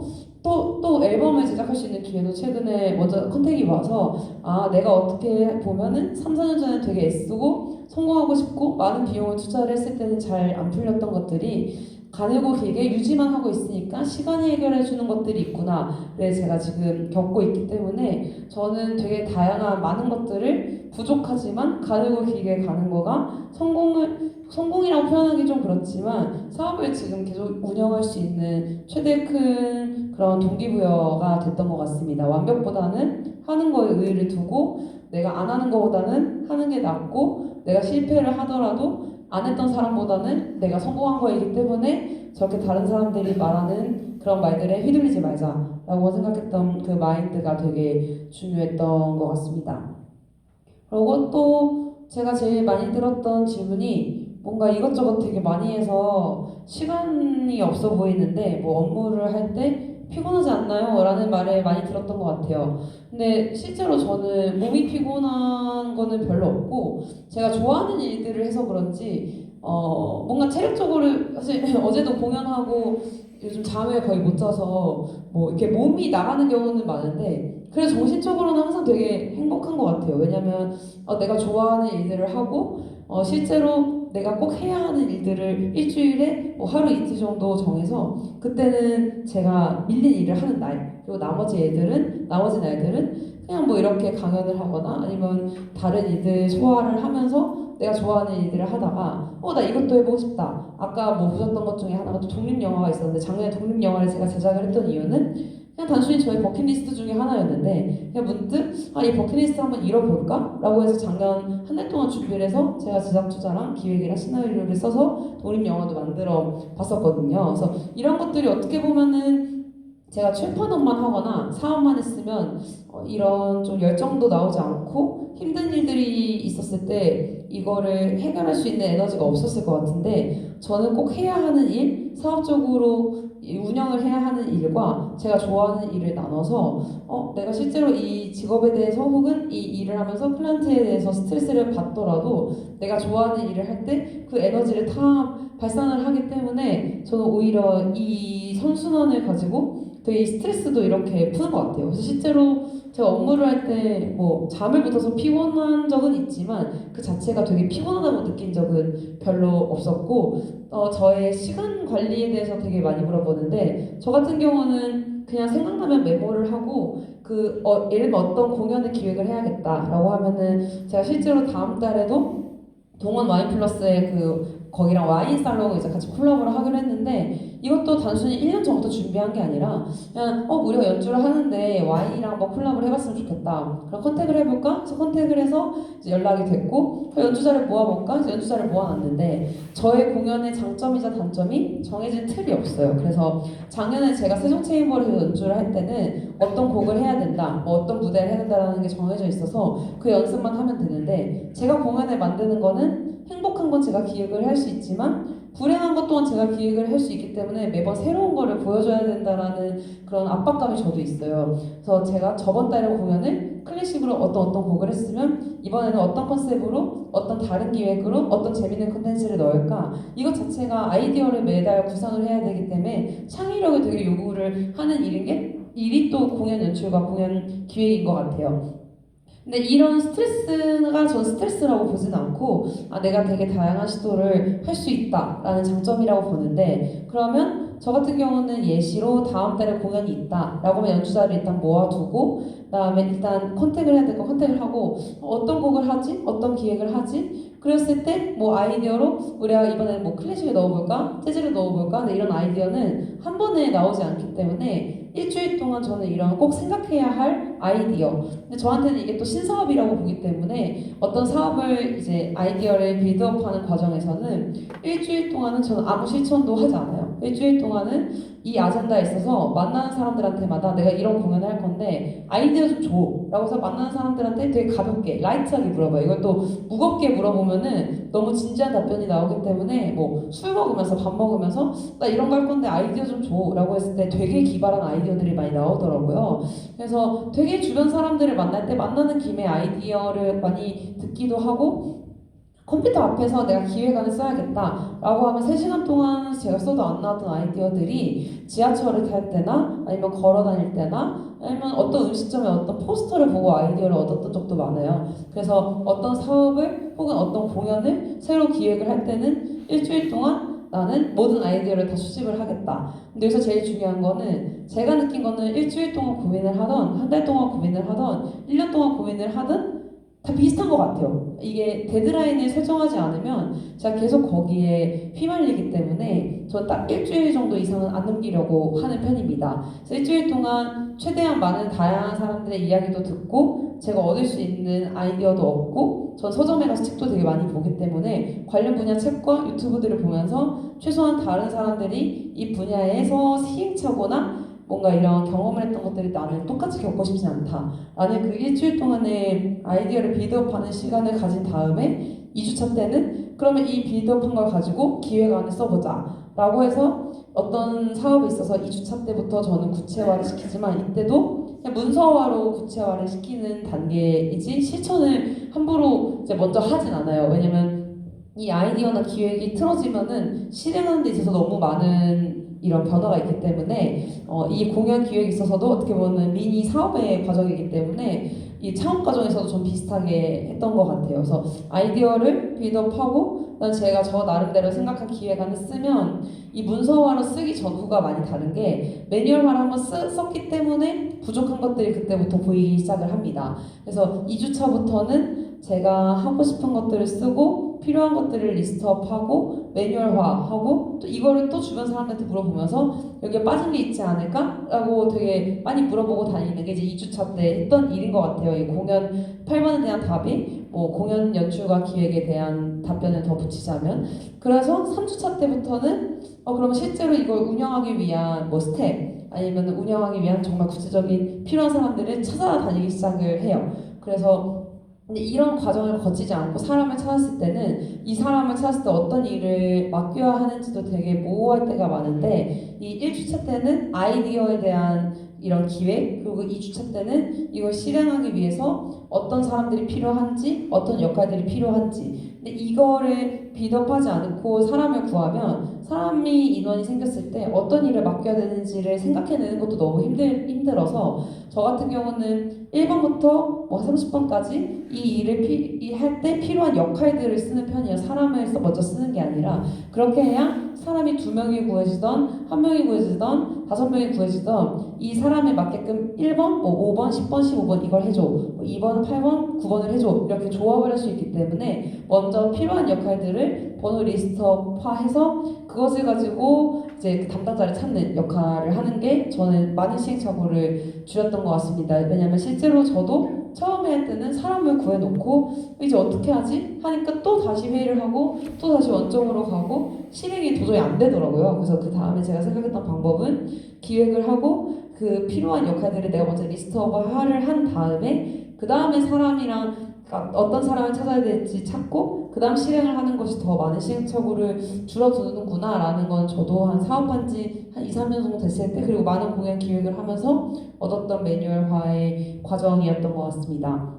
실제로 그런 사람들의 역할을 엄청 세분화해서 그거에 담당되는 사람을 찾으면 그 다음에 필요한 거는 그 사람이 나랑 왜 일을 해야 하는지 비전 제시를 해야 하고 이거가 예를 들면 공연을 예시로 들면 이 공연 한 번 가지고 끝나는 것이 아니라 이 공연의 넥스트 스텝이 뭐고 다음 공연은 어떻게 기획을 할 거고 이게 실제로 이루어질지 안 이루어질지는 전 모르지만 말할 때 확신을 가지고 얘기를 하는 것도 되게 창업할 때 중요한 것 같아요. 말을 하면서 확신을 가지고 이야기를 하면 그 확신을 가지고 얘기한 것 때문에 제가 확신을 가지게 되는 경험을 제가 많이 해서 그냥 처음에는 불가능해 보여도 그냥 계속 말을 하면 그냥 그대로 되는 것 같아요. 그래서 실제로 그런 과정을 통해서 사람들을 모으면 비전 제시를 하고 비전 제시를 한 거 가지고 실행을 하면 그 실행한 결과를 가지고 계속 빌드업 하는 거. 근데 저 같은 경우는 출판업은 저와 이제 그런 직원들 관계로 이루어지기 때문에 이거는 완전 그냥 대표와 직원 관계지만 제가 이 공연 연출이나 기획을 자세히 말씀을 드리는 이유는 이 대학생 창업 같은 경우는 실제로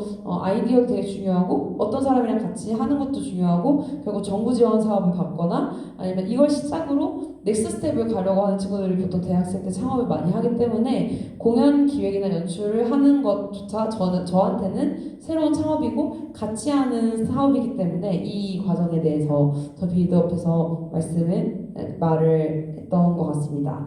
실제로 또 제가 질문을 들었던 것들의 예시가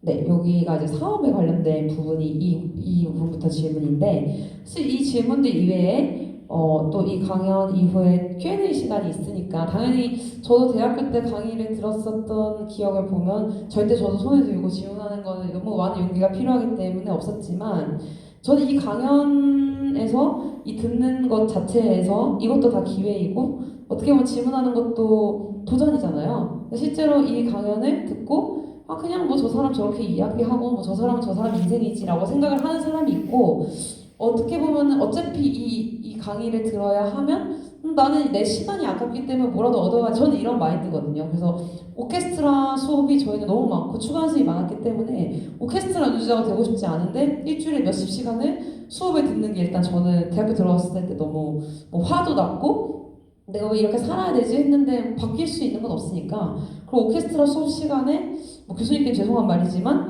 그냥 그 수업을 들을 수 있었던 때 내가 뭐 예를 들면 뭐 친구들이랑 싸웠던 거 잡생각들을 그냥 음악하면서 풀어야겠다. 그냥 이 수업 시간에 내가 얻을 수 있는 게 없으면 얻을 수 있는 걸 찾는 것도 저는 개인의 능력이라고 생각을 하고 실제로 제일 중요한 거는 저의 행복과 저의 시간이고 어쩔 수 없이 있는 상황에서는 맥스를 끌어올리는 게 중요하기 때문에 저는 수업 때도 이제 그런 태도로 임했던 것 같아서 무조건 질문을 해 이런 건 아니지만 최소한 죽기 전까지 이렇게 만날 수 있는 기회가 없었을 수도 있으니까 제가 여기 있을 때 최대한 많은 제가 하고 싶은 말이 아니라 듣는 분들이 궁금해할 만한 도움이 될 만한 것들을 많이 알려주고 싶다라는 생각으로 왔던 이 진심이기 때문에 이 강연이 끝나고 질문하고 싶은 것들 있으면 미리 뭐 노트에 써서 조금 이따 질문 시간에 바로 질문을 해주셔도 좋을 것 같습니다. 미리 말씀을 드린 이유는 저도 대학교 때 강의를 들었을 때 갑자기 질문을 하라고 하면 질문 궁금한 것들이 생각이 안 났어서 궁금한 것들이 있으면은 좀 아이디어를 구상할 수 있는 한 10분 정도의 시간이 있으면 좋지 않을까 해서 저의 이야기를 시작하기 전에 먼저 질문을 좀 먼저 한 가지씩은 적어주시면은 좋을 것 같다라는 생각이 들었습니다. 그럼 더 이어서 강연을 하면 퍼스널 브랜딩으로 혹시 어떻게 수익을 창출했나요? 라는 질문도 많이 들었던 것 같아요. 많은 분들이 궁금해하는 건 뭐 꿈을 이루는 것도 좋고 열정을 가지는 것도 좋지만 결국 돈을 많이 벌고 싶은 게 많은 사람들의 관심사인 것 같아요. 그래서 내가 퍼스널 브랜딩을 하긴 부담스럽지만 취미로도 브랜딩을 해서 돈을 벌 수 있을까요?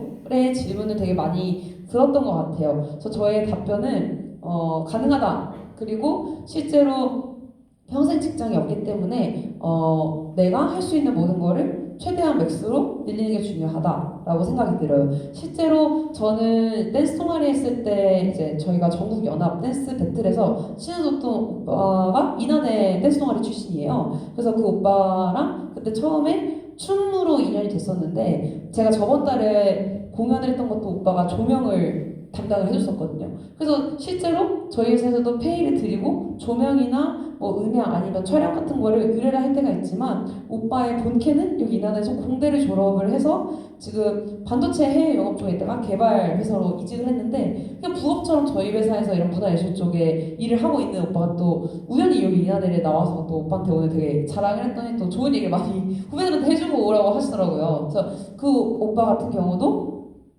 처음에는 자기가 춤을 좋아해서 춤 동아리를 했고 공대를 졸업을 해서 일단 직장을 가졌지만 내가 좋아하는 이 문화예술에 있어서 포기하고 싶진 않다 라고 말을 저한테 했고, 그럼 우리 회사에서 엔젤러처럼 그럼 시간 맞을 때마다 조명이나 음향 혹은 오빠가 춤을 촬영을 해봤기 때문에 우리 연주팀 촬영이나 공연 기획 쪽도 도움을 줘. 해서 지금 벌써 5년 동안 같이 일을 하고 있는 사람도 있거든요. 그래서 저는 그 오빠가 이 4번의 예시라고 생각을 하는 게 결국 여기서 공대를 나와서 지금 공대 기반으로 회사를 다니고 있지만 주말이나 평일 저녁은 저희 회사 일을 해요. 그리고 실제로 저희 회사에서 일을 하면서 어떤 조명에 대해서 배운 적도 있고 이 일을 해야 하니까 또 오빠가 다시 또 과외 같은 것도 받더라고요. 그러면서 되게 회사에서 받았던 스트레스를 자기가 좋아하는 공연 문화예술 쪽으로 풀어서 자기가 좋다. 그래서 그 오빠 같은 경우가 이 4번의 엔잡러의 예시인 것 같아요. 그래서 취미로 브랜딩을 해서 저는 돈을 벌 수 있다라고 말을 하고 싶습니다. 그럼 5번은 창업에 대한 이 수업이기 때문에 많은 사람들이 궁금해하는 게 그러면은 이 브랜딩을 어떻게 하는지도 알겠고 사업을 어떻게 빌드업하는지도 알겠다. 근데 사업 같은 경우는 돈을 벌어야 하는데 어떤 방식으로 고객을 유치를 하냐? 라는 질문을 제가 제일 많이 받았던 것 같아요. 그거에 대한 답변은 저희 회사 같은 경우는 출판 같은 경우는 책 출판을 검색했을 때 뭐 블로그나 언론 기사나 이런 세팅하는 과정을 먼저 했던 것 같아요. 근데 실제로 저희 회사 블로그 자체적으로도 매일매일 업로드를 해서 최적화를 시켰지만 그 외에 제가 할 수 없는 역할, 뭐 어떤 키워드를 검색했을 때 노출이 되는 거는 또 다른 영역이기 때문에 그럼 전 그거를 할 수 있는 업체들을 찾아서 했던 것 같아요. 그래서 제가 실제로 마케팅을 할 때 제일 중요했던 거는 뭐 어떤 컵을 판다, 아니면 어떤 의자를 판다라고 했을 때 뭐 어떤 자세에 좋은 의자다라고 하면 그냥 그런 사람들이 궁금해할 만한 것 같은 그런 키워드들을 넣어서 블로그 글을 썼던 걸로 시작을 했던 것 같고 그 이후에 네이버 지식인에 뭐 이런 고민을 뭐 이런 책을 쓰고 싶다 어떻게 해야 되나요? 이런 질문했던 사람들한테 답글을 달면서 시작을 했었던 것 같아요. 아니면 네이버 카페나 이런 거를 고민하는 사람들이 모여있는 커뮤니티에 글을 올렸고 저는 실제적으로 인스타그램이나 페이스북이나 이런 바이럴은 너무 돈이 많이 들기 때문에 이게 필요할 것 같은 사람들이 검색을 했을 때 유튜브나 네이버, 구글 이런 검색 키워드들 위주로 검색했을 때 나오는 자료 세팅을 하는 거를 제일 먼저 했고 또 저희 회사는 그런 식으로 마케팅을 하고 있습니다.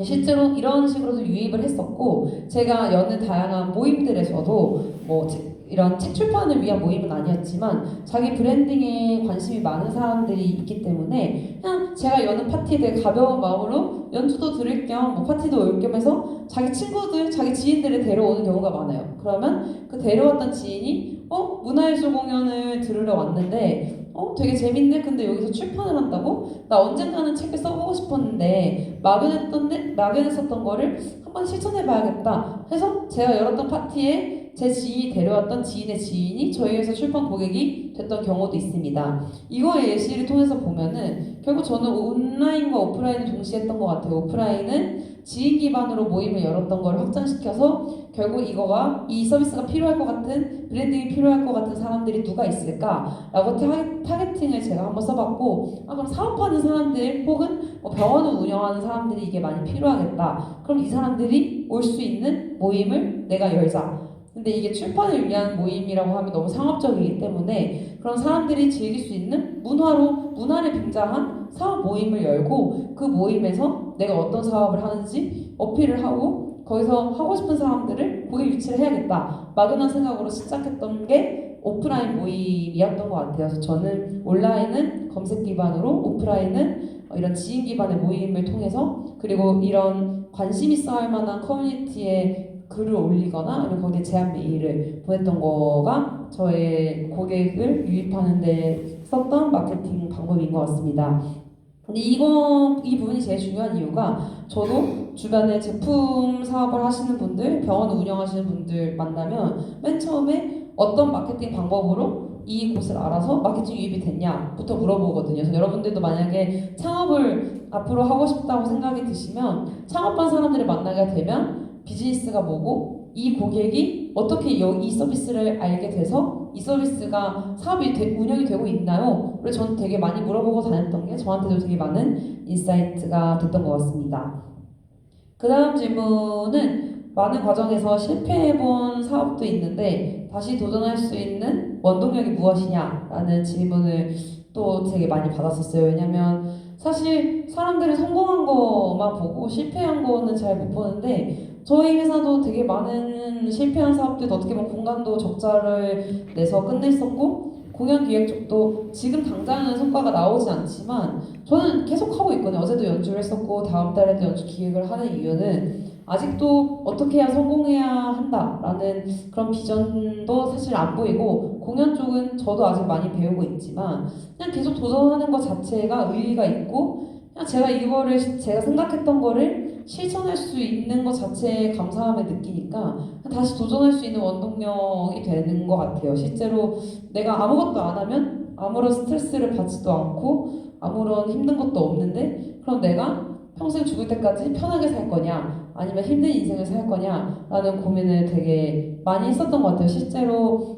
23대 창업을 해서 26살까지 3년 동안은 아무것도 없는 상태에서 무에서 유를 창조하는 과정이기 때문에 너무 재밌기만 했던 것 같아요. 그냥 뭘 하면 결과가 나오고 안 돼도 다시 일어설 수 있고 하지만 3, 4년 차부터는 결국 이걸 내가 왜 계속해야 하고 내가 왜 이렇게 힘들어야만 하지? 라는 그 과정을 한 3년에서 5년 사이로 되게 많이 겪었던 것 같아요. 그래서 이런 힘든 과정을 왜 언제까지 지속을 해야 하지? 나 평생 이렇게 내 시간 없이 맨날 일만 하다 죽는 건가? 이런 고민을 하던 도중에 갑자기 편하게 사는 친구들이 부럽고 욕심이 많은 내 스스로가 되게 싫고 이제 제 나이대 20대 중후반에 이제 음악했던 친구들이 뭐 결혼도 하고 나는 되게 열심히 사는 것 같은데 열심히 사는 방향성이 맞나? 라는 고민을 진지하게 20대 후반에 되게 우울해하면서 했던 것 같아요. 그러면 난 뭘 위해서 열심히 살았고 이게 열심히 사는 도중에는 열심히 사느라 바쁠 때는 행복한데 열심히 살다가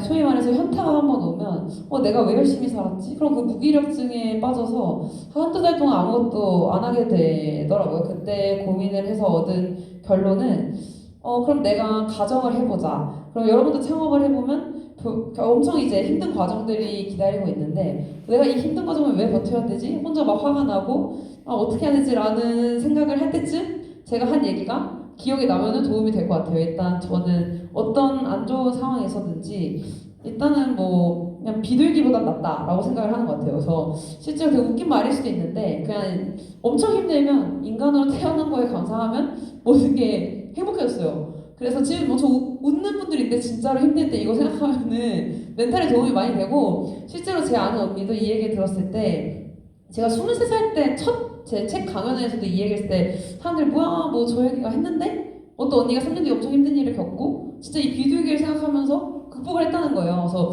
비둘기가 맨날 보이니까 길 가다가 맞아 서진이가 말했었는데 그래 내가 이렇게 힘든 일 겪는 것도 인간으로 태어났기 때문에 겪는 행복이라고 생각을 하자라고 생각을 하니까 자기의 뭔가 이 힘든 것들이 되게 비둘기보다 낫다라는 왜냐면 인간을 누구를 비유를 해서 누구보다 낫다라고 생각하는 것은 되게 안 좋은 습관이라고 생각을 하거든요. 근데 비둘기 비하 발언은 아닌데 볼 때마다 비둘기가 보이니까 그러면 저 비둘기는 무슨 생각을 하지?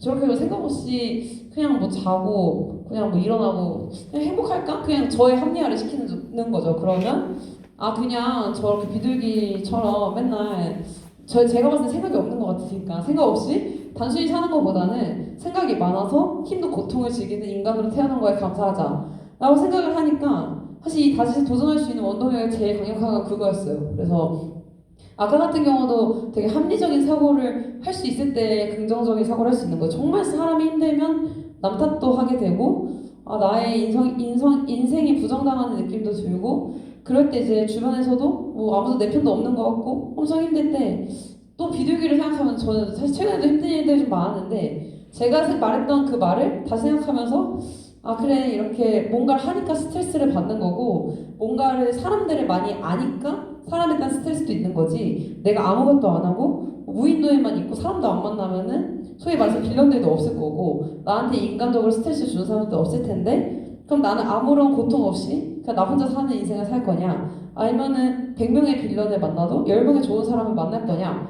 라고 했을 때 저는 후자가 낫다고 생각을 했어요.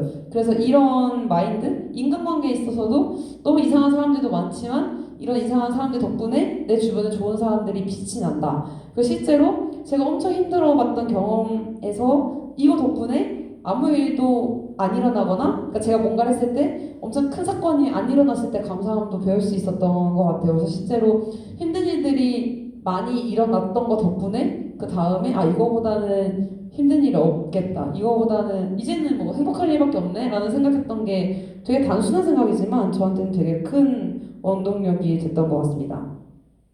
그래서 제가 또 되게 많이 들었던 질문들이 제가 아는 사람들이 되게 많은 편이에요. 그래서 매년 생일 파티도 그래도 되게 크게 열고 거기에 문화 공연을 입히는데 그러면 저한테 이제 인간관계에 대해서 많이 물어보시더라고요. 2030에서는 인간관계가 되게 고민이 많은 것 같은데 저는 사실 이 과정에서의 멘탈 관리가 아까 사업할 때 원동력을 얻는 그 멘탈 관리랑 비슷하다고 생각을 합니다. 실제로 다 사람들이 제 마음 같지도 않고 제가 저를 좋아하는 10명이 있으면 저를 싫어하는 10명도 있을 수 있는데 그걸 처음에 받아들이기 너무 어렵더라고요. 나를 싫어하는 사람들이 왜 있지? 나는 사람들한테 되게 잘하려고 하는데 왜 나의 선의로 베푼 행동들이 왜 오해를 받지? 라고 생각을 많이 하고 실제로 아는 사람들이 많아질수록 저에 대한 오해도 많아질 수도 있고 제가 힘든 일들도 많을 수도 있고 제가 저랑 결이 맞지 않은 사람들을 만날 확률도 높아지는데 이것도 사업과 비슷한 거라고 저는 생각을 해요. 다양한 사람들을 많이 만나봐야 나랑 결이 맞는 사람들을 알게 되고 이상한 사람인 거를 알려면 이 사람이랑 만나보고 친해져야 이상한 사람인 거 알 수 있잖아요. 그래서 저는 얻은 데이터를 어떻게 정리하시는지 저는 인간관계에 대해서 정리는 잘 안 하고 일단 먼저 마음을 열고 그냥 뭐 떠나려면 떠나지만 있을 때 잘하자 라고 하고 기대가 별로 없어요. 그러니까 멘탈 관리도 이제 별로 하지 않는데 처음에는 아, 내가 A라고 생각을 하면 사람은 A라고 생각 안 하고 B라고 오해하는 경우 내가 이 정도 해줬는데 왜 이 사람은 이 정도 안 해주지? 어떻게 나의 호의를 당연시 여기지? 그리고 아 이렇게 어떻게 사람들이 감사함을 모르지? 왜 남 뒷 얘기하는 걸 좋아하지? 이런 생각들이 되게 많다가 그냥 원래 인간은 원래 그런 거지 뭐 그냥 그렇게 생각을 하고 나 또한 그런 실수를 남들한테 할 수 있기 때문에 그냥 사람들이 그러면 그러려냐고 넘어가자 라는 그런 과정으로 제가 멘탈 관리를 했던 것 같아요. 결국 인간관계든 창업이든 사업이든 전 다 비슷하다고 생각을 하기 때문에 좀 길게 사용을 했고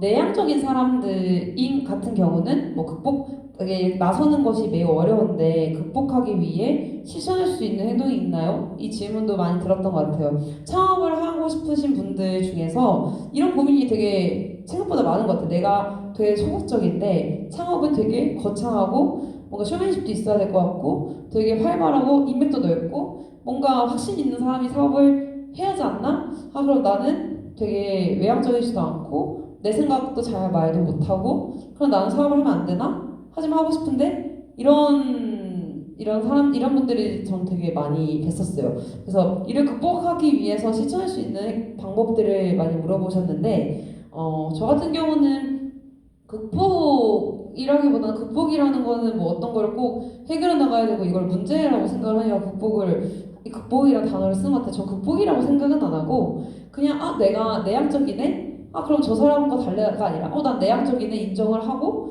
그럼 난 내향적인 성향에서 뭘 할 수 있을까? 그럼 내가 내향적이니까 강연을 못하지만 뭐 내가 이런 글을 잘 써. 그러면 글을 쓴 거 가지고 그들을 읽는 건 내가 할 수 있지 않을까? 그럼 내가 내향적인 거를 아니야 난 내향적인 사람이 아니야 나 외향적이어야 돼 라고 생각을 하는 것보다는 그래 난 내향적인 사람이야 그러면 어떻게 하지? 그 외향적인 사람은 저렇게 하는데 그럼 내식화해서 내향적인 내 단점을 극복해서 어떻게 해야 할까? 그럼 외향적인 사람은 대본을 보지 않고 강연을 해. 그럼 난 내향적이야. 떨 것 같아.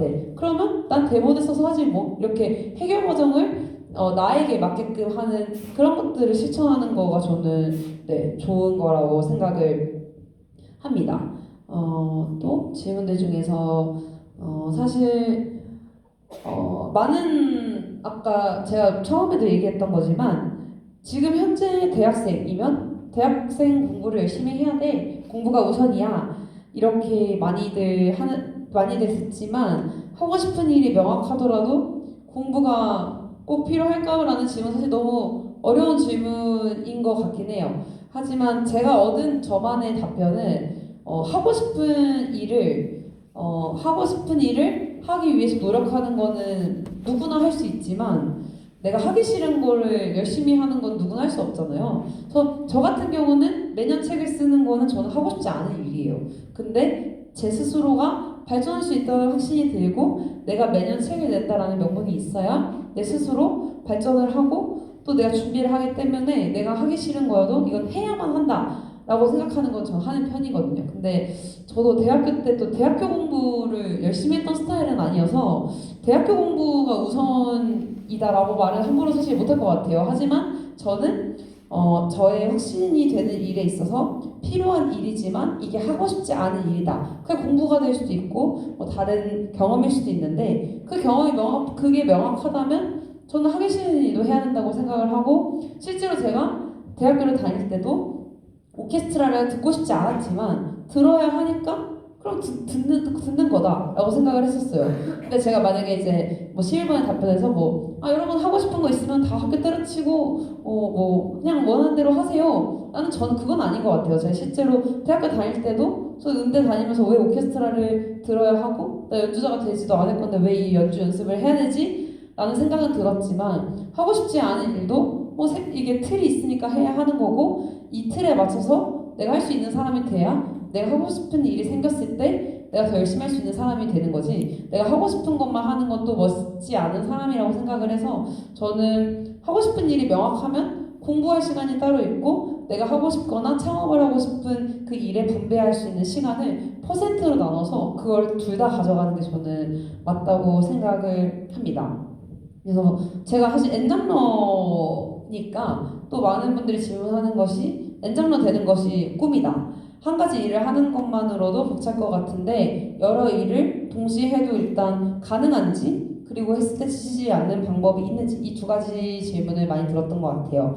근데 사실 엔장러의 단점은 너가 뭐가 전문이야? 라고 했을 때 전문성이 없어 보일 수 있지만 저는 앞으로 트렌드와 세상은 한 가지 전문성으로는 먹고 살기 힘들다고 생각을 합니다. 실제로 한 가지의 길만 갔을 때는 저희는 수명도 더 늘어나고 있잖아요. 근데 이 한평생을 내가 한 분야만 위해서 시간을 쓰기엔 너무 아까운 인생이라고 생각이 들고 내가 해보지 않은 분야에 있어서도 내가 더 잘할 수 있는 거를 발견할 수 있기 때문에 저는 다양한 일을 기회가 되는 한 그리고 그 중에 일부가 창업이 될 수도 있다고 생각을 해요. 그래서 저도 대학생 친구들 만나면 무조건 너가 생각하는 창업, 사업을 도전해보고 성공을 하지 않더라도 도전해봤던 거가 대학교 때 되게 인상 깊은 경험과 추억이 될 거다. 그 자체로 의미가 있을 거다. 그리고 너가 창업 경험을 해보고 이런 수업을 들으면 안 들어본 친구들한테는 이게 너한테 직함이 될 수도 있고 되게 이런 경험을 해봤구나. 그럼 이거 자체가 또 엔장러가 될 수 있는 명분이라고 저는 생각을 해요.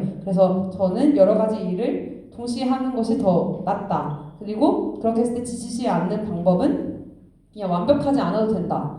나는 하는 거에 의의를 두고 언젠가는 내가 열심히 여러 개를 하면 언젠가는 기회가 오겠지? 라고 생각을 하는 그 마인드가 제일 중요했던 것 같아요. 실제로 아까 공연팀 예시를 들었던 것처럼 공연팀을 만들고 성공을 너무 하고 싶을 때는 너무 눈앞의 것만 봤어서 앨범을 화려하게 만들어야 돼. 무조건 녹음실은 청담동이어야 돼. 공연도 무조건 비싼 곳에서 우리가 공연장 대여해야 돼. 근데 제일 중요한 거는 그런 화려한 공연장이나 앨범 제작이 중요한 게 아니라 콘텐츠 기획력이 중요했고 과연 대중들이 어떤 걸 좋아하고 그렇게 어떻게 다가갈지에 대한 고민이 필요했었는데 저 같은 경우도 그냥 처음에 완벽해야 되니까 성공해야 되니까 그리고 빨리 결과가 나와야 되니까 화려하게 시작을 하자라고 했던 게 저의 시행착오였던 것 같아요. 그래서 창업이든 엔장러든 다양한 일을 할 때 있어서는 지치지 않는 방법은 하는 거에 의의를 두고 최대한 긍정적인 마인드 그리고 아까 비둘기 얘기는 진짜 웃으면서 얘기를 했지만 여러분이 언젠가 생각이 나는 날이 올 거예요. 그러면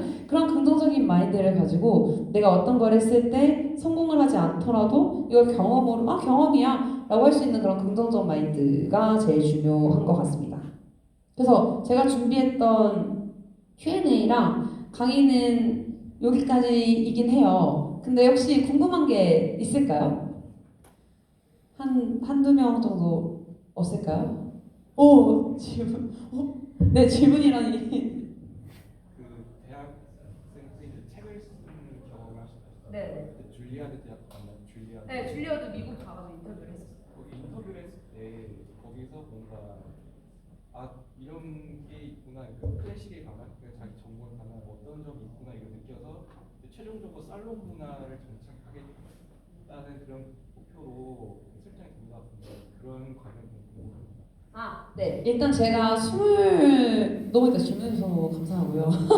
네, 제가 22살 겨울방학 때 미국에 가서 그냥 줄리어드 음대 앞에서 그냥 기다리면서 친구들이 인터뷰를 했었을 때 일단 제가 얻었던 그때 좀 충격적이었던 거는 줄리어드면은 전 세계에서 제일 유명한 음대였고 하지만 그 친구들도 고민이 많다. 음대를 나와서 무엇과 살짝 고민을 하더라고요. 그래서 위안을 얻었던 거, 한국에 있는 대학교인 내가 이런 고민하는 게 이상한 건 아니구나 느꼈고 두 번째는 그 친구들이 말해줬던 건 미국은 후원 문화가 활성화가 되어 있다. 우리 같은 경우는 줄리어드 같은 경우도 다 학비가 엄청 비싸기 때문에 다 부유한 집에 친구들이 다니는 건 아니더라고요. 그래서 그 친구들이 얘기해줬던 거는 우리들은 이제 콩쿨 같은 거에서 우리가 잘하는 친구들이 있으면 후원자들이 한 명씩 붙는데요. 그래서 이렇게 이 연주자들한테 내가 이 친구 후원하는 친구야. 이 후원 문화가 되게 활성화되어 있어서 이 후원하는 것이 당연한 오블리지 오브 노블리지가 되게 잘 되어 있는데 그걸 들으면서 느꼈던 건 우리나라는 아직 그런 문화는 없는 것 같아요.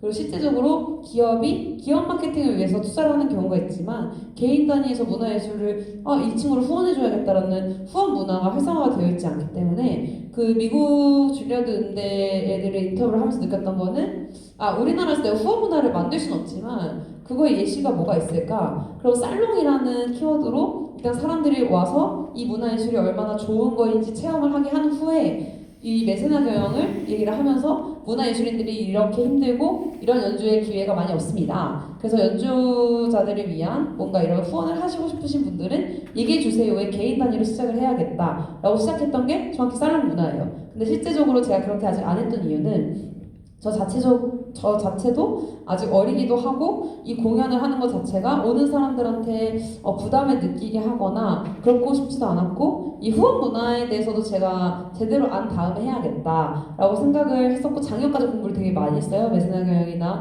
이 기업이 왜 문화예술에 투자를 해야 되는지 ESG 경영과 어떤 연관이 있는지 그거에 대해서 이번 책을 쓰면서 더 많은 논문들을 보고 클래식 활성화를 위해서 왜 살롱 문화가 필요한지를 제가 지금 석사가 이번 학기 졸업이기 때문에 논문을 쓰면서 더 구체화가 되어 있어서 실제로 방금 말씀드렸던 그 8년 전에 제가 미국에서 봤던 그걸 실천하는 게 다음 달 6월에 그 와인 살롱 모임이에요. 그래서 제가 8년 동안 생각해왔던 거를 처음으로 콜라보를 해서 저희가 와인이랑 이렇게 살롱 이렇게 대놓고 걸어서 문화 공연 기획하는 건 다음 달 공연이 처음이기 때문에 저한테는 이제 좀 준비가 됐고 대기업과도 콜라보가 되어서 이제는 내가 문화예술인들한테 왜 후원이 필요하고 실제적으로 어떻게 선순환이 될 수 있는지를 좀 내가 말할 수 있는 기회를 만드는 모임과 이런 걸 해야겠다. 그러기에는 와인과 이 모임과 문화예술을 빙자한 이 사업인들의 네트워크를 만들어야겠다. 그래서 저희가 지금 어플도 만들고 있거든요. 실제로 다음 달 모임 전에 어플이 개발이 완료가 돼서 살롱 모임을 위한 어플 개발을 하고 그 문화를 활성화시켜서 결국 제가 8년 전에 줄리어드 음대 친구들한테 들었던 후원하는 문화를 만드는 걸 그 넥스트 비전으로 생각하고 있습니다.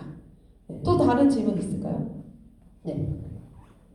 처음에 창업하셨을 때 책을 출판하셔서 시작을 하셨다고 하셨는데 책을 보면 출판을 해도 독자들이 많이 읽어줘야 되지 않습니까? 네. 근데 성공하신 시절에 어떻게 보면 책을 출판하시고 성공을 하신 건데 성공했던 원인 같은 거나 책을 쓰실 때 이거 잘 되겠다 하는 그런 느낌이 있으셨는지 네. 너무 좋은 질문 감사하고요. 꿈을 찾는 응대생 같은 경우는 사실 제가 꿈을 찾는 응대생, 꿈을 찾는 직장인, 꿈을 찾는 수험생 8권의 책을 냈지만 23때 썼던 꿈을 찾는 응대생만 베스트셀러가 되고 잘 됐던 거예요. 근데 어떻게 보면 컨텐츠적으로는 너무 부족한 책이거든요. 첫 책이기 때문에. 근데 잘 됐던 이유는 제가 마케팅적으로 생각했던 건 아니고 저의 진실성이 좀 통했다고 생각을 해요. 사실 그 다음에 꿈을 찾는 직장인, 꿈을 찾는 수험생, 더 컬처 앤 드림은 베스트셀러를 보고 이런 책이 되겠다 싶어서 기획을 한 거고 꿈을 찾는 응대생 같은 경우는 정말 내가 이 고민이 되니까 내가 필요한데 서점에 갔을 때 음대 졸업 후에 읽을 수 있는 책들이 아예 없어서 내가 만들어야겠다라는 진실성을 시작한 책은 그 책밖에 없었어요. 나머지 그 다음은 되게 상업적이었는데 그 책이 잘 됐던 이유는 제가 마케팅했던 거는 그때는 많이 없었고 그냥 뭐 예준예고 같은 곳에 뭐 메일을 해본다거나 아니면 맘카페 같은 거에 올려본다거나 아니면 실제로 이런 뭐 네이버 검색했을 때 나오는 블로그들에 전 이제 상위 노출하는 거를 그때 몰랐으니까 그냥 최적화된 블로그에 제가 먼저 쪽지를 남겨서 이거 좀 올려주실 수 있나요? 이렇게 좀 많이 남겼던 것 같아요. 그래서 어떤 네이버 포스트에도 연락을 해서 저 이런 책을 냈는데 홍보를 하고 싶다. 근데 혹시 이거를 게시글을 올려주실 수 있냐? 그래서 거기서도 되게 좋은 의도로 하셨네요. 그래서 그냥 올려주셨는데 그 네이버 포스트가 갑자기 엄청 글이 떠서 그 8년 전에 네이버 모바일에 자벤잡스라는 칸이 있었어요. 네이버 포스트라는 것도 있었고 거기 갑자기 네이버 메인에 걸린 거죠. 근데 그분도 그거를 네이버 로직을 모르기 때문에 왜 걸렸는지 모르지만 그러니까 제가 되돌아서 생각해보면 그냥 2016년도 시절에 이제 그 정부에서 창업을 밀어주던 정부였고 이 아이콘이 좀 필요했던 거죠. 그래서 뭔가 젊은 그 어린 대학생이 음악을 했는데 창업을 했다가 너무 자극적이어서 사실 그 이슈 마케팅이 저는 좀 얻어 걸렸던 것 같아요. 솔직히 말하면. 근데 이걸 하고 보니까 베스트셀러가 되고 그 다음 분석을 해보니까 마케팅이 이게 필요하구나 해서 이걸 대행사로 만든 케이스거든요. 처음 책 냈을 때는 독자 타겟팅을 생각한 것도 없었고 이 책이 잘 될 거라는 확신도 없었고 사실 이 책 덕분에 인터뷰도 엄청 많이 하고 언론에서도 엄청 많이 나오고 네이버 메인 떴을 때 저 사실 처음에 엄청 무서웠어요. 왜냐면 저희 집도 되게 보수적인 집안이고 아버지도 교육 쪽에 계시기 때문에 내가 함부로 행동을 하면 혹시나 부모님한테 피해가 끼치지 않을까. 그리고 나를 평가할 수 있는 도마 위에 내 스스로 올라왔다는 거는 너무 무섭고 내가 준비되지 않은 상태에서 유명세를 얻는 게 너무 무섭더라고요. 근데 이미 이렇게 언론을 탔으니까 어쩔 수 없다라고 생각을 하고 많은 강연을 했었고 나중에 돌아서 보니까 결국 마케팅 전략에서 제일 중요했던 거는 이걸 생각하고 한 건 아니지만 예중, 예고, 학부모분들은 고민이 똑같다. 제가 그거 어떻게 확신이 들었냐면 제가 꿈을 찾는 인생이 이제 너무 감사하게 잘 돼서 23대 초판을 내고 다 이제 절판이 돼서 2017년도에 두 번째 개정판을 내고 2018년도에 세 번째 개정판을 내고 그것까지 완판이 됐었어요. 근데 25살 때 갑자기 너무 많은 후배들이 연락이 오는 것도 부담스럽고 나는 클래식 업계 나도 잘 모르는데 처음 책 냈을 때는 후배들이 언니처럼 되고 싶어요. 언니 뭐 이렇게 물어보는 게 너무 좋았는데 어느 순간 그게 마음의 짐이 되고 나도 내 인생 모르겠는데 후배들이 와서 자기 인생을 그래서 멘토링을 해달라고 하니까 사실 그게 막연한 두려움과 엄청 스트레스에 시달려서 2018년도부터 꿈을 찾는 인생이 요청이 왔는데도 인쇄를 안 했어요. 그래서 인쇄를 6년 동안 하다가 6년 만에 이번 연도에 작년 세종체인볼 연주를 하고 이 정도면 내가 클래식 업계에서 내가 많이 활동을 했던 것 같다 해서 책을 냈는데 재밌는 포인트가 여기서 뭐냐면 저는 그냥 2018년도에 책이 다 나갔지만 제가 스스로가 스트레스를 받아서 출판을 하지 않은 건데 재고가 없으니까 이 네이버 카페나 이런 데서 이제 엄청 이슈가 됐던 거예요. 나중에 알고 보니까. 그래서 제가 제 책을 궁금해서 검색을 해보니까 중고 카페, 중고나라 이런 카페에서도 이 책 찾아요 했는데 이 책 중고로도 없어요. 이렇게 이제 해서 어떻게 찾아요? 이건 제가 마케팅 해놓은 게 아니거든요.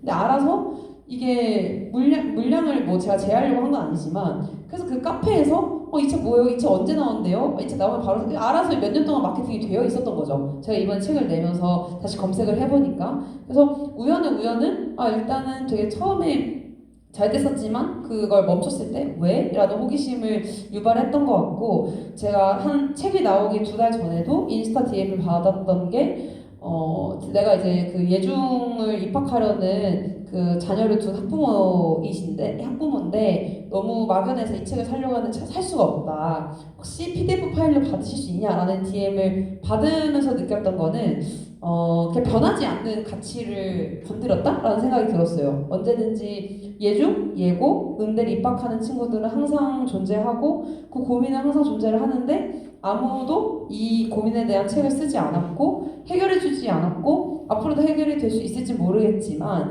제 책을 읽어서 해결이 되는 건 아니지만 제가 이런 고민 끝에 썼고 해결을 하고 싶어서 인터뷰를 따서 최소한 이 책을 읽었을 때는 이번에 업데이트를 했다 40명 이상 인터뷰가 실렸는데 이 책만 읽어도 이 40명의 사람들의 인생을 얻어갈 수 있으면 이 독자는 2만 원 이상의 가치를 얻은 거다라는 확신이 있었던 것 같아요. 그래서 실제로 내가 필요한 책을 만들었고 이 고민이 진실됐기 때문에 이 고민을 하는 사람들이 당연히 저보다 더 좋은 책을 쓰신 분들도 많지만 그리고 그 이후 음대 진로 관련된 서적도 많이 나왔어요. 근데 제 책이 잘 됐었던 이유는 눈높이가 맞았던 게 제일 중요했던 것 같아요. 실제로 어른분들이 쓰신 책들은 많았지만 내가 진짜 음대생이고 이런 고민이 있고 음악을 다른 책들 같은 경우는 뭐 음악해서 성공할 수 있어라는 책들도 있고 뭐 이런 진로 관련된 것도 뭐 음악 감독, 뭐 음악 평론가 사실 그렇게 될 수 있는 사람도 소수인데 누구나 음악하는 친구들이 이런 상위권 친구들 말고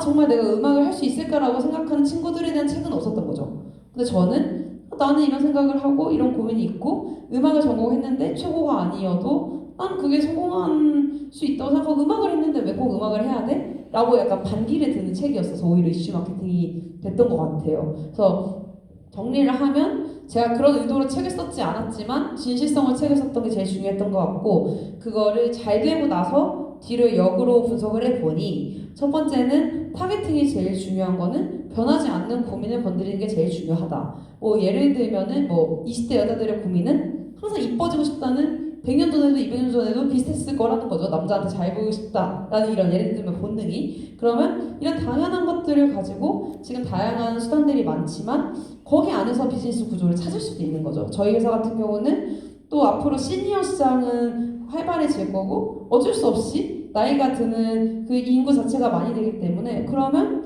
시니어 관련돼서 뭔가를 하면은 좋지 않을까? 책 출판도 결국 돈이 있으신 분들 혹은 은퇴하고 나서 나의 삶을 즐기고 싶은 분들이 더 이용하기 쉬운 비즈니스로 된다면 앞으로 늘어나는 인구에 있어서 똑같은 고민을 할 거고 내가 나이는 들었고 돈은 있고 내가 인생에 대해서 기록을 하고 죽기 전에 뭔가 나에 대한 책을 남기고 싶은데 이걸 어떻게 해야지에 대한 그런 욕구는 그런 본능은 변하지 않을 거라는 확신이 들었던 거예요. 그래서 저는 결국 변하지 않는 그런 니즈를 파악을 하고 결국 내가 필요한 거를 만들었던 그리고 어떤 사람의 고민, 이 고민이 나만 할 수 있는 고민, 정확히 말하면 꿈을 찾는 직장인이 잘 책이 안 됐던 이유는 제가 생각했을 때는 직장인이라는 너무 큰 범위 때문에 그랬던 것 같은데 꿈을 찾는 음대생 같은 경우는 일단 역설적이잖아요. 음대생이라고 하면 쟤네 연주자가 되는 거 아니야? 근데 왜 꿈을 찾아? 라는 그런 의문을 들게 하는 그 책 제목도 되게 중요했던 것 같아요. 네. 또 혹시 질문이 있으실까요? 네. 질문. 선생님께서 여러 가지 활동을 많이 하셨는데 혹시 앞으로 더 새롭게 하고 싶은 활동이 있는지 그렇다면 그 이유가 궁금합니다. 네, 제가 앞으로 하고 싶은 거는 일단 어떤 세상과 어떤 문화를 만들고 싶은지가 더 맞는 것 같아요. 단순히 뭐 돈을 벌어서 뭘 하고 싶다 보다는 저 첫 번째는 책 출판을 하는 이유는 당연히 지금 돈도 이걸로 벌고 있지만 어떤 사람의 꿈을 이뤄주는 게 저 되게 큰 행복을 느끼더라고요. 인간으로 사는데 내가 할 수 있는 이런 능력 혹은 내가 할 수 있는 이런 경험을 가지고 어떤 사람이 할 수 있는 꿈을 이뤄줄 수 있는 것만큼 그 이상의 가치는 없을 것 같다. 그래서 제가 만들고 싶은, 제가 하고 싶은 거는 지금은 사실 돈이 많으신 분들을 대상으로 저희가 단가가 높기 때문에 그렇게 책 출판을 진행을 하지만 앞으로는 정말 누구나 책을 낼 수 있는 거를 플랫폼화를 해서 뭔가 좀 대중적인 버전의 나에 대한 기록을 남길 수 있는 뭔가를 만들고 싶다. 첫 번째 비전이고요. 저희가 앞으로 10년 동안 하고 싶은 그 구조를 짜서 결국 이거를 하고 싶은 사람들한테 돈을 받는 게 아니라 이 플랫폼을 이용하는 사람들이 많아져서 거기에 광고 수익을 얻게 하면 이거 뭐 우리나라의 모든 사람들이 책을 나에 대한 기록을 남길 수 있고 꼭 돈이 있어야만 할 수 있는 거가 아니라 이걸 더 대중화시키고 싶다. 그런 거에 있어서는 플랫폼을 만들어서 이 플랫폼을 많은 사람들이 이용할 수 있게 해서 이 기업 협찬을 만들고 나중에는 엑시트 할 수 있는 구조도 이용자만 많이 만들면 거기에 광고 수익은 따라오는 거기 때문에 가능하지 않을까. 근데 결국 거기에 포커스는 제가 출판업을 하면서 많이 들었던 질문은 내가 출판할 수 있을까요? 대단한 사람들만 출판하는 거 아닌가요? 라는 얘기를 많이 듣는데 저희 회사 같은 경우도 다 성공하신 분들만 있는 것도 아니고 성공의 기준은 저는 다 다르다고 생각을 해요. 그리고 실제적으로 사회적으로 봤을 때 성공하지 않은 인생일 수도 있지만 모든 사람들의 인생의 이야기는 저는 가치가 있고 모든 사람들의 인생 이야기는 책으로 나올 수도 있다 된다라는 가치관이 있기 때문에 그 가치관을 실현할 수 있는 플랫폼을 만드는 거 하나, 그리고 나머지 하나는 음악하는 친구들 혹은 예체능하는 친구들이 당연히 이 예술로 먹고 살기 힘들지만 이 예술로 먹고 살기 힘들기 때문에 포기하진 않았으면 좋겠는 거죠. 그래서 제가 지금 나아가고 있는 과정이 사업을 하면서 음악을 그만두지 않는 이유와도 동일시가 되는데, 결국 이 예체능하는 친구들이 예체능을 전공을 했지만 사회로 나왔을 때 적응할 수 있는 그런 거에 필요한 교육을 할 수 있는 교육기관을 만드는 게 꿈이에요. 그게 제가 저만 할 수 있는 저희 집단에, 저희 예체능 계열에 제가 기여할 수 있는 분야이기도 하면서 저만 가지고 있는 경험을 제일 잘 살리는 게 뭐가 될 수 있을까? 저의 행복은 사실 뭐 돈 버는 것도 중요하지만 나만 할 수 있는 거를 통해서 어떤 사람한테 어떤 기쁨을 줄 수 있는지가 저의 인생에서 최대의 가치이기 때문에 나만 할 수 있는 스토리는, 창업은 나보다 성공한 사람들도 많고 당연히 돈 많은 사람들도 많지만 음대 출신의 사업을 하지만 돈이 안 되는 음악을 계속하는 저 친구의 스토리는 뭘까? 이런 궁금해하고, 또 결국은 저는 사업을 하지만 음악을 해서 행복해요. 그러니까 저는 예체능하는 친구들이 다른 걸로 돈을 어떻게 벌 수 있는지에 대한 교육의 과정이 필요하다고 생각을 하는데 그게 아직 대학교에서는 실천이 되고 있지 않기 때문에 그걸 내 단위로 실천할 수 있는 그런 교육기관이나 프로그램을 만들고 실제로 그 친구들이 취업할 수 있는 회사로 만들고 싶다가 궁극적인 꿈인 것 같아요. 그래서 저는 좀 제가 예체능 업계에서 할 수 있는 것들을 기여를 할 수 있는 교육기관을 만들고, 책 출판에 있어서는 결국 그 다음엔 대중화를 하기 위해서 이 책 출판에 관련된 혹은 자신에 대한 기록을 남길 수 있는 플랫폼 사업을 하는 것이 목표입니다. 그래서 그 다음에 뭐 물질적인 목표라고 하면 저는 30대나 40대 내에 그래도 건물을 만약 살 수 있게 된다면 그 건물을 사서 문화복합 공간을 1층을 만들고 층별로 제가 기획한 대로 한번 공간을 꾸며보는 그런 꿈이 있어요. 꿈이 있습니다. 네. 또 질문이 있으실까요? 네. 출판 계획을 하시면서 이제 그쪽으로 수익을 많이 얻으셨잖아요. 근데 점점 이야기 들어보니까 그냥 단순히 책을 낸다는 게 아니고 퍼스널 브랜딩을 대행해 준다라는 느낌이 좀 강하게 나는데 이쪽으로 좀 확장하게 된 그 스토리를 좀 알려주세요. 네, 일단 책 출판 같은 경우는 실제 출판 시장은 거의 출판사가 지금 많이 없어지고 있어요. 왜냐면 뭐 여러분 같은 경우도 오프라인 책은 잘 안 사잖아요. 근데 또 출판사는 인쇄가 중요하기 때문에 이 온라인 시대, 모바일 시대로 접어들면서 제일 빨리 이 하향 산업으로 간 사업 중에 하나가 출판업입니다. 근데 저희 회사 같은 경우는 퍼스널 브랜딩으로 잡았던 이유는 컨텐츠 같은 경우는 잘 되고 잘 팔리고는 저는 운의 영역이라고 생각을 해요. 근데 어떤 사람이 하고 싶은 거를 대행해 주는 거는 그냥 이 사람이 원하는 대로 제작 기획을 해주는 거이기 때문에 이걸로 캐시카우를 만들어서 예를 들면 제 책을 내거나 제가 공연을 하거나는 이것도 저한테 베팅이지만 남의 거를 대행해주고 이걸 매뉴얼화해서 캐시카우를 만드는 것만큼 정확하게 돈이 나오는 구조가 없더라고요. 예를 들면 제가 책을 쓰거나 제가 공연을 하면 관객이 많이 올 수도 있고 안 올 수도 있고 내가 맨날 콘텐츠가 돼야 된다는 단점이 있는데 어떤 사람이 원하는 것을 그냥 기획 제작 대행해주면 이거는 뭘 A를 하면 B가 나오니까 책임을 질 필요도 없고 이 책이 뭐 독자가 많이 없다고 해서 저희 회사에서 당연히 기획을 열심히 하긴 하지만 그 결과물에 대해서는 책임을 져야 된다라는 그 사업 자체가 되게 위험하다는 생각이 들었어요. 무조건 베스트셀러를 해주겠다, 무조건 성공한다는 저는 그거는 사기에 가깝다고 생각을 하기 때문에 저희 회사 같은 경우는 어떤 책을 만들고 싶다라고 하면은 그 책에 있어서 어떤 분야를 하고 싶냐 저희가 들으면 그 책을 검색했을 때 나오는 베스트셀러들을 저희가 10개 정도를 목차를 다 복사붙여넣기해서 그거를 저희만의 목차로 합쳐요. 그러면 일단 목차 기획 단계에서 지금 이 분야에서 베스트셀러들을 요소들을 포함되어 있기 때문에 이 책은 잘 될 수밖에 없는 컨텐츠 기획 단계로 저희가 배치마킹을 해서 그 사람의 이력을 입혀서 만드는 거죠. 근데 이 책이 잘 되든 안 되든은 이 운의 영역이기 때문에 이렇게 우리가 잘 될 수밖에 없는 기획력과 당신이 원하는 이 유명해지는 혹은 브랜딩을 위해서 책을 쓰는 그 니즈에 맞게 좋은 콘텐츠 기획이랑 제작까지 우리가 해준다. 그리고 이렇게 하고 이걸 캐시카우를 완전 그냥 매뉴얼화를 해서 해야지 아니면은 이걸 계속 베팅해야 되기 때문에 저희 회사는 돈 버는 거는 남이 하고 싶은 걸 기획 제작 대행을 해서 꿈을 이뤄주고 이 돈을 가지고 내 꿈을 이뤄야겠다라고 생각을 했던 것 같아요. 네. 더 질문은 없으시겠죠?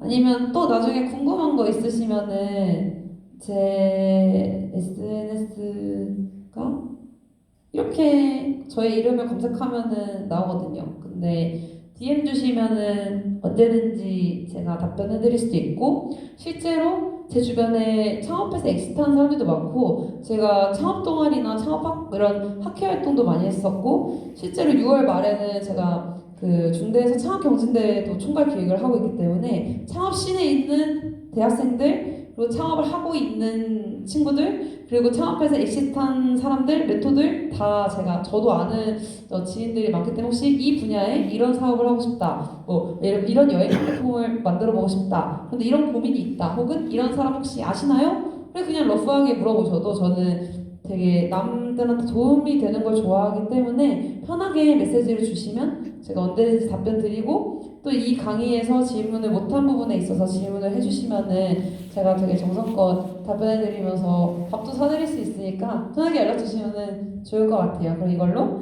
강연을 마무리하도록 하겠습니다. 감사합니다.